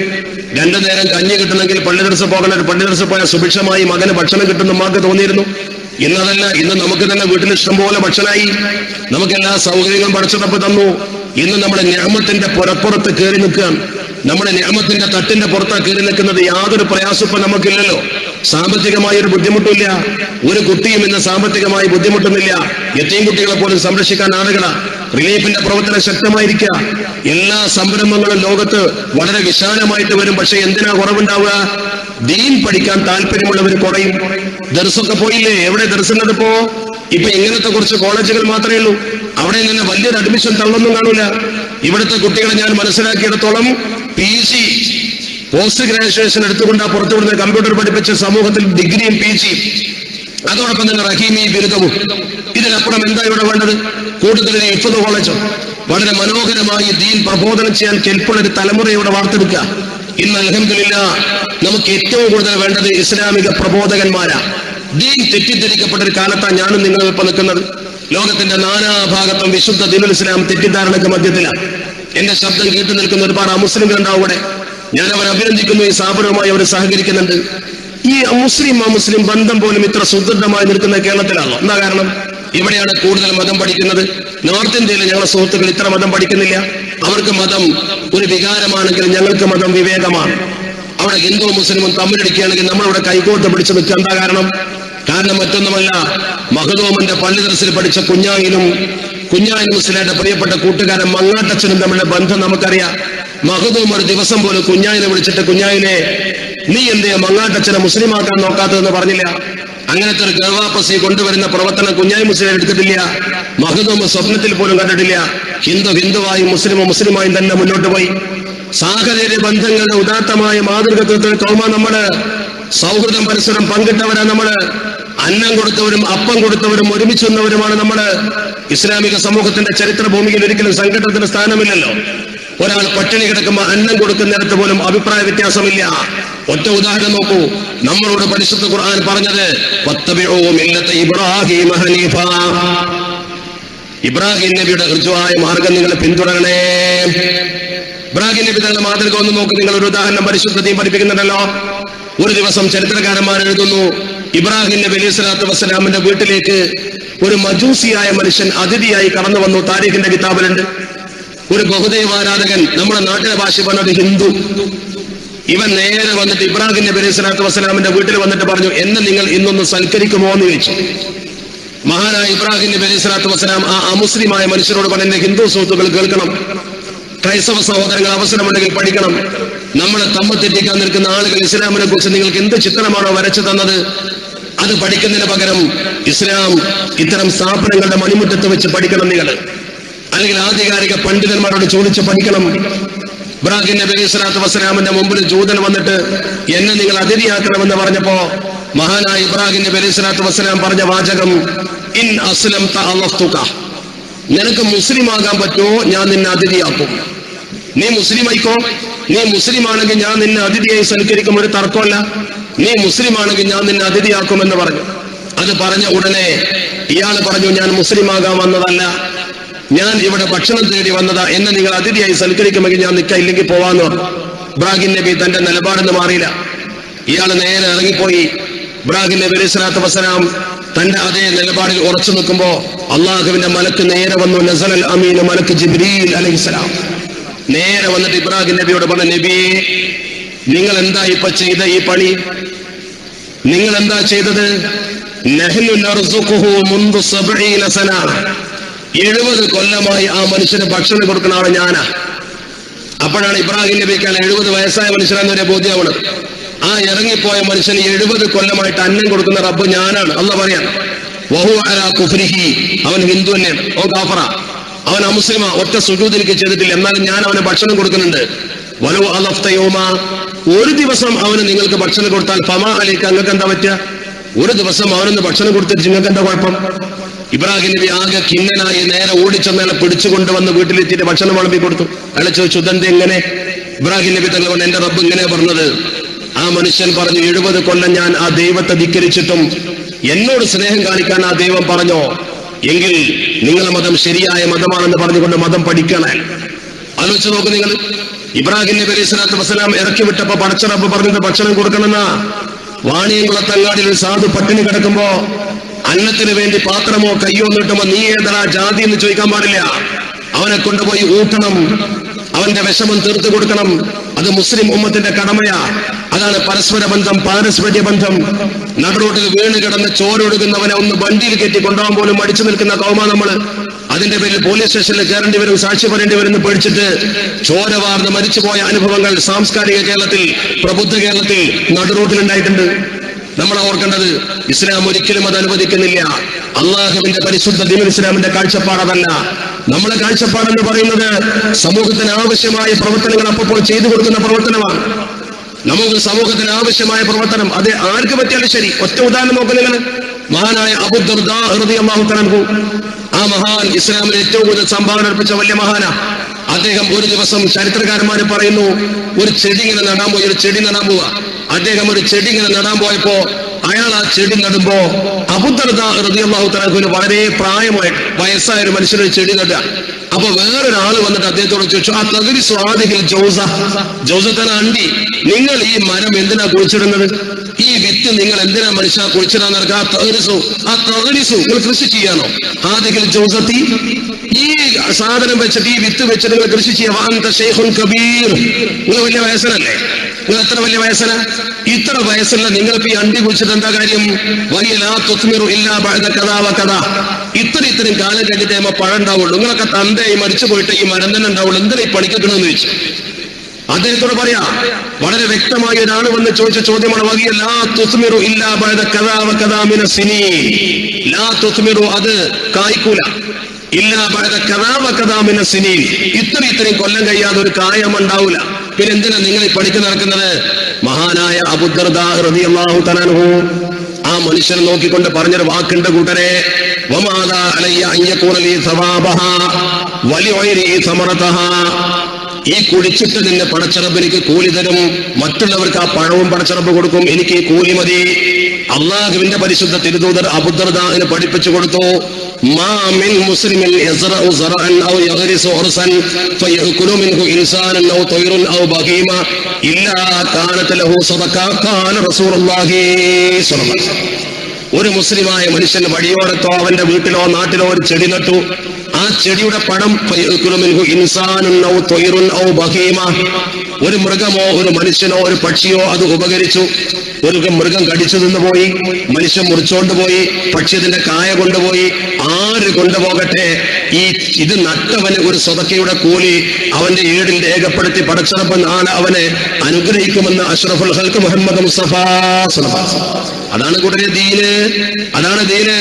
എന്റെ പിന്നാലെ വരുന്നവൻ ഹിന്ദുവാണോ നോക്കണ്ട, ഓൻ വരട്ടെ, അവൻ വരട്ടെ, അവന് ഈ മുള്ളു കുത്താൻ പാടില്ല, എടുത്തറ. ഞാൻ പോകുമ്പോ മുള്ളു കണ്ട എനിക്ക് കുത്തൂരാന്ന് പറഞ്ഞു, ഞാൻ കണ്ടില്ലേ, എനിക്ക് ചാടി കടന്നു പോയാ പോരാ. മനുഷ്യത്വം പ്രകടിപ്പിച്ച ഒരു സമൂഹത്തിന്റെ ഉടമകളും അടിമകളുമാണ് നമ്മളിന്ന് കൗമിന് ബോധ്യപ്പെടുത്തി കൊടുക്കണം. അവിടെ നമ്മള് ലോകോത്തര സമൂഹം എന്ന് പറഞ്ഞാൽ ഇത്ര നല്ല ഒരു സംസ്കാരം ലോകത്ത് കാഴ്ചവെച്ച മനുഷ്യന്റെ മക്കൾ വേറുണ്ടോ? മനുഷ്യത്വം, മനുഷ്യാവകാശം എന്ന ലോകത്ത് വലിയ വിഷയം. എന്ത് മനുഷ്യാവകാശം? ലോകത്ത് മനുഷ്യാവകാശമാണോ? ഇപ്പൊ നമ്മുടെ ഇറാഖിൽ കണ്ടത് മനുഷ്യാവകാശ? ലിബിയയിൽ കണ്ടത് മനുഷ്യാവകാശമാണോ? സുഡാനിൽ ഇപ്പൊ കാണുന്ന മനുഷ്യാവകാശമാണോ? ബഷാർ അൽ-അസദിന്റെ മനുഷ്യാവകാശമാണോ? അവിടൊന്നും മനുഷ്യാവകാശമില്ല. അമേരിക്കക്ക് താല്പര്യം എവിടെ ഈ മനുഷ്യാവകാശം എന്നൊക്കെ പറഞ്ഞാൽ നീതി പുലരണം അവിടെ ഉണ്ടാവുള്ളൂ. പ്രശ്നമില്ല എന്ന് പറഞ്ഞാലും പറ്റൂല. അവിടെ ഒരു കുഴപ്പമില്ലാന്ന് നടന്നു പറ്റൂല. അവിടെ ഒരു കുഴപ്പമില്ല എന്ന് പറഞ്ഞാലും പറ്റൂല. അത് പറ്റൂല. അത് ശരിയല്ല. ചില മൂല്യമായി ഞാൻ ഒന്നുമില്ല എന്ന് പറഞ്ഞ മാതിരി അത് ശരിയല്ല. ഒരു നേരായ വശമില്ല, അങ്ങനെയുണ്ടല്ലോ, അത് പറ്റൂലല്ലോ. നേരായൊരു വശമുണ്ട്, നേരായൊരു വശമുണ്ട്. ആ വശം തന്നെ true peace is not merely the absence of tension. True peace, ശരിയായ സമാധാനം എന്ന് പറഞ്ഞാൽ എന്താ അറിയോ? Not merely the absence of tension. ഒരു ടെൻഷനും ഇല്ല ഞാൻ അവിടെ സമാധാനം എന്ന് പറഞ്ഞോടാ. ട്രൂ പീസ് അല്ല എന്ന് പറഞ്ഞാൽ, ശരിയായ സമാധാനം എന്ന് പറഞ്ഞാൽ ടെൻഷൻ ഇല്ലാത്ത അവസ്ഥയല്ല. അവിടെ ഒരു പ്രശ്നമില്ലാതെ വന്നാൽ സമാധാനം അല്ല. പിന്നെയോ, but it is the presence of justice. Presence of justice വേണം. നീതി പുലരണം. അവിടെ നീതി പുലരണം. നീതി പുലർന്നാൽ സമാധാനമുണ്ട്. പ്രശ്നമില്ല എന്ന് കരുതി സമാധാനം ഇല്ലാതെ പറഞ്ഞാ ഒരു പ്രശ്നമില്ലാത്ത എന്താ? പ്രതികരിക്കാൻ കഴിയാത്തോണ്ടായിരിക്കും. പ്രശ്നമില്ലെന്ന് പറഞ്ഞാൽ സമാധാനമാകില്ല. സമാധാനമാകണമെങ്കിൽ അവിടെ നീതി പുലരണം. ഇതാണ് തത്വം. ആ തത്വമാണ് ഇസ്ലാമും പറയുന്നത്. ഒരു നിലക്കും നമ്മൾ അന്യായം ചെയ്യാൻ പാടില്ല എന്നാ. അത് കുടുംബക്കാർക്കാണ്. ഒറ്റ ഉദാഹരണം നോക്കൂ. അള്ളാഹുവിന്റെ പരിശുദ്ധ തിരുത്തുതലിൽ ഏറ്റവും കൂടുതൽ സ്വാധീനം ചെലുത്തിയ വലിയൊരു വ്യക്തിത്വമാണ് അലി ഇബ്നു അബീ ത്വാലിബ് റളിയല്ലാഹു തആല അൻഹു. അഷ്റഫുൽ ഖൽഖ് മുഹമ്മദ് മുസ്തഫ സ്വല്ലല്ലാഹു അലൈഹി വസല്ലമ തങ്ങൾ പുതപ്പിട്ട് മൂടിക്കൊണ്ട് അഹ്ലുൽ ബൈത്തിന്റെ കൂട്ടത്തിൽ പെടുത്തിയ മഹാനാണ്. അൽ മുസ്തഫ വൽ മുർത്തള വബ്നഹുമാ വൽ ഫാത്തിമ. അല്ലാഹുവിന്റെ പരിശുദ്ധ പ്രവാചകർ പഠിപ്പിച്ചതാണ്. ഓർക്കണം നിങ്ങൾ, വിശുദ്ധ പ്രവാചകർ പഠിപ്പിച്ച അലി ഇബ്നു അബീ ത്വാലിബ് തങ്ങൾ മുർത്തള. ആ മഹാനായ മനുഷ്യൻ ഇസ്ലാമിന്റെ ഖിലാഫത്തിലേറി സിംഹാസനത്തിൽ ഭരിക്കുന്ന കാലഘട്ടം. സിംഹാസനം പ്രതീകാത്മകമാണ്. ആ മഹാന്റെ പ്രിയപ്പെട്ട മകൾ സൈനബ് ബീവി, സൈനബ് ബിൻത് അലി. ഒന്ന് ഓർക്കണേ നിങ്ങൾ, മഹദി ഒരു ദിവസം ഒരു ആഗ്രഹം. എന്താ? ബൈത്തുൽ മാലിൽ ഒരുപാട് സമ്പത്തുണ്ട്. കാരണം യുദ്ധത്തിന്റെ മുതൽ കൊണ്ടുവരുമ്പോ ഗനീമത്ത് സ്വത്ത് വീതം വെച്ച് കൊടുത്തിട്ട് ബാക്കി പൊതുവിഹിതം അവിടെ പൊതുഖജനാവിൽ വെച്ച് അടച്ചുപൂട്ടും. ജനങ്ങൾക്ക് ദാരിദ്ര്യമുള്ളപ്പോൾ അതെടുത്ത് വിറ്റിട്ട് ഉപയോഗിക്കുന്നത് ഇസ്ലാമിന്റെ സമ്പത്തിന്റെ ക്രമമാണ്. അലി ഇബ്നു അബീ ത്വാലിബ് തങ്ങളുടെ കാലത്ത് നടന്ന യുദ്ധത്തിൽ ഖജനാവിലേക്ക് മുതൽ കൂട്ടിയ ഗനീമത്ത് ഓഹരി വെച്ച് പടയാളികൾക്ക് കൊടുത്ത ശേഷം ബാക്കിയുള്ള ചില സ്വത്തുണ്ട് അവിടെ. അതിന് നല്ലൊരു മാലുണ്ട്, നല്ല മനോഹരമായൊരു മാലുണ്ട്. ആ മാല കാണാൻ നല്ല രസ. സൈനബ് ബീവി ഒരു ദിവസം ഈ ഖജനാവിന്റെ സൂക്ഷിപ്പുകാരൻ അബൂ റാഫി തങ്ങളാ. അബൂ റാഫിയാണ് ഖജനാവിന്റെ ധനകാര്യ വകുപ്പിന്റെ ചുമതല. അബൂ റാഫിനെ ചെന്നിട്ട് കണ്ടിട്ട് പറഞ്ഞു, അബൂ റാഫി, ആ മാല എനിക്ക് ഒരു 3 ദിവസത്തിന് വേണമെന്ന് പറഞ്ഞു. പെരുന്നാളിന്റെ വലിയ പെരുന്നാളിന്റെ അന്ന് 3 ദിവസം ഞാനത് ധരിക്കും. 4ാമത്തെ ദിവസം കൊണ്ടുവന്ന് തരും, അവിടെ തന്നെ വെച്ച് കൊണ്ടുവന്നു. മഹദി വന്ന് നേരെ പറഞ്ഞ വാക്കാണ് തൊലബത്ത് മിൻഹുൽ ഇഖ്ദ. ആ ഇഖ്ദ അഥവാ മാല, കഴുത്തിലണിയാനുള്ള കണ്ഠാഭരണം ഈ മകൾ വന്ന് ചോദിച്ചു തതസയ്യന ബിഹി. അതുകൊണ്ട് ആ സാധനം കൊണ്ടൊന്ന് അവൾക്ക് ആഭരണം അണിയാൻ ഫി അയ്യാമിൽ ഈദി സലാസത്തി സുമ്മ തറുദ്ദുഹു ഇലാ ബൈത്തുൽ മാലി കമാ കാൻ. പിന്നെ കൊണ്ടുപോയിട്ട് ബൈത്തുൽ മാലിൽ തന്നെ ഒക്കെ 3 ദിവസം മദീന. അബൂ റാഫി അല്ലേ, ഖജനാവിന്റെ താക്കോൽ അദ്ദേഹത്തിന്റെ കയ്യിലല്ലേ, ഉള്ളിൽ നല്ലൊരു മാനുണ്ടെന്ന് ഉറപ്പല്ലേ, ഇത് ഖലീഫന്റെ മോളല്ലേ, എടുത്തു കൊടുത്തു. ഇവൾക്ക് നല്ല സന്തോഷമായി. മറ്റു കുട്ടികളെ കൂടെ തുള്ളിച്ചാടി മോളിങ്ങനെ നടക്കുക. ആ പെണ്ണ് ഇതും കൊണ്ട് ഞാൻ തുള്ളിക്കളിക്കുന്ന രംഗം വാപ്പ കണ്ടു. ബാപ്പ ചോദിച്ചു, എവിടുന്നാട്ടി എനിക്കത് കിട്ടിയെന്ന് ചോദിച്ചു. അവൾ പറഞ്ഞു, അബൂ റാഫിന്റെ കയ്യിൽ ചോദിച്ചിട്ട് വാങ്ങിയതാ. 4ാം ദിവസം ഞാൻ കൊണ്ടുപോയി വെക്കും, ഇങ്ങനെ ബഹളമൊന്നും ഉണ്ടാക്കണ്ടായിരുന്നു ബാപ്പാനോട്. മോള് പറയാണ്, മോള് തമാശ പറഞ്ഞ മോളല്ലേ. ബാപ്പാനോട് തന്ന ബാബു മോളെ വിട്ടു, നേരെ വിളിച്ചു അബൂ റാഫിയെ വരുത്തി. അബൂ റാഫി വന്നു. മിൻ അയ്നലക്കി എന്ന് ചോദിച്ചില്ലേ. മകൾ പറഞ്ഞു കൊടുത്തത് അബൂ റാഫിയാണെന്ന് വിളിച്ചു. അബൂ റാഫിനെ വിളിച്ചിട്ട് ഇങ്ങനെ വരച്ച വരുന്നത് ചോദിച്ചു, മനില്ലദീ അമറക അൻ തുഅതി ഹാദൽ ഇഖ്ദൽ ഇബ്നതി. എന്റെ മോൾക്ക് ഇത് കൊടുക്കാൻ ആരാ എന്നോട് പറഞ്ഞത്? എന്റെ മോൾക്ക് അത് കൊടുക്കാൻ ആരാ എന്നോട് പറഞ്ഞതെന്ന് ചോദിച്ചു. അബൂ റാഫി പറഞ്ഞു, അന്നഹാ ബിന്തുക യാ അമീറുൽ മുഅ്മിനീൻ, അത് നിങ്ങളെ മകളെന്നല്ലേ ചോദിച്ചു. അത് നിങ്ങളെ മകളെന്നല്ലേ, പിന്നെ എന്താ കൊടുത്തൂടെ? ആ ചോദ്യം അങ്ങ് ചോദിച്ചപ്പോ ചുവന്ന മുഖവുമായി മഹാനായ അലി ഇബ്നു അബീ ത്വാലിബ് തങ്ങൾ പറഞ്ഞു, ഹൽ തഹ്മിലു ബിനതി അന്നി വിസ്രി യൗമൽ ഖിയാമ, എന്റെ കുറ്റം എന്റെ ഈ മകൾ നാളെ യൗമുൽ ഖിയാമയിൽ ക്ഷമിക്കുമോടാ? എന്റെ കുറ്റം ഈ പെണ്ണ് പേറുമോ? ലാ യാ അമീറുൽ മുഅ്മിനീൻ, ഇല്ല ബഹുമാനപ്പെട്ടവരെ, പേറൂല. എന്നാൽ ഖുദ് മിൻഹാ, അത് നീ പിടിച്ചെടുക്കണം. വർദ്ദുഹു ഇലാ ബൈത്തുൽ മാൽ, ഇപ്പൊ തന്നെ ബൈത്തുൽ മാലിൽ കൊണ്ടുപോയത് അടക്കണം. വഇയ്യാക അൻ തഊദ ലിമിഥ്ലിഹാ, ഇതുപോലത്തെ പ്രവർത്തനം ഇനി ചോദിക്കാതെ ചെയ്യണ്ട. ഫതനാലുക ഉഖൂബതി, കടുത്ത ശിക്ഷ നിന്നെ തേടി വരും, ഓർത്തോ. ലാസ്റ്റ് വാണിങ്ങൾ കൊടുത്തിട്ട് ഇരുത്തി അവിടെ. നോക്കണം നിങ്ങൾ, അതാണ് ഇസ്ലാമിന്റെ ചൈതന്യം. ഇത് പഠിപ്പിച്ചത് അഷ്റഫുൽ ഖൽഖ് മുഹമ്മദ് മുസ്തഫ സ്വല്ലല്ലാഹു അലൈഹി വസല്ലം തങ്ങൾ. ഈ ഒരു ധർമ്മ നമുക്കുള്ളത്. നീതി പറയുക, നീതി സമൂഹത്തിന് കൊടുക്കുക. ആ നീതി, ഇന്നിപ്പോ നീതി പോയി അഴിമതിയോട് അഴിമതിയല്ലേ. നമ്മുടെ രാജ്യത്തൊക്കെ വന്ന അഴിമതിയിലൊക്കെ കേൾക്കണം. ആകെ അഴിമതി, ദിവസം 12 പേജ് അഴിമതിയാ. 65 കോടി രൂപയുടെ അഴിമതി ഉണ്ടായിരുന്നു. ബോഫോഴ്സ് കുറ്റം 65 കോടി. സുപ്രീം കോടതി വിചാരണ നടത്തിയിട്ട് അവസാനം ഒരു 10 കൊടുത്തുണ്ടാവുന്നറിയോ? 65 കോടിയുടെ അഴിമതി അന്വേഷിക്കാൻ 5-6 കൊല്ലമെടുത്തു. ചെലവോ 250 കോടി. 65 കോടി അഴിമതി നടത്തിയിട്ടുള്ളൂ, അത് അന്വേഷിക്കാൻ 250 കോടി. എന്നാ പിന്നെ അന്വേഷിക്കാതിരിക്കില്ല നല്ലത്.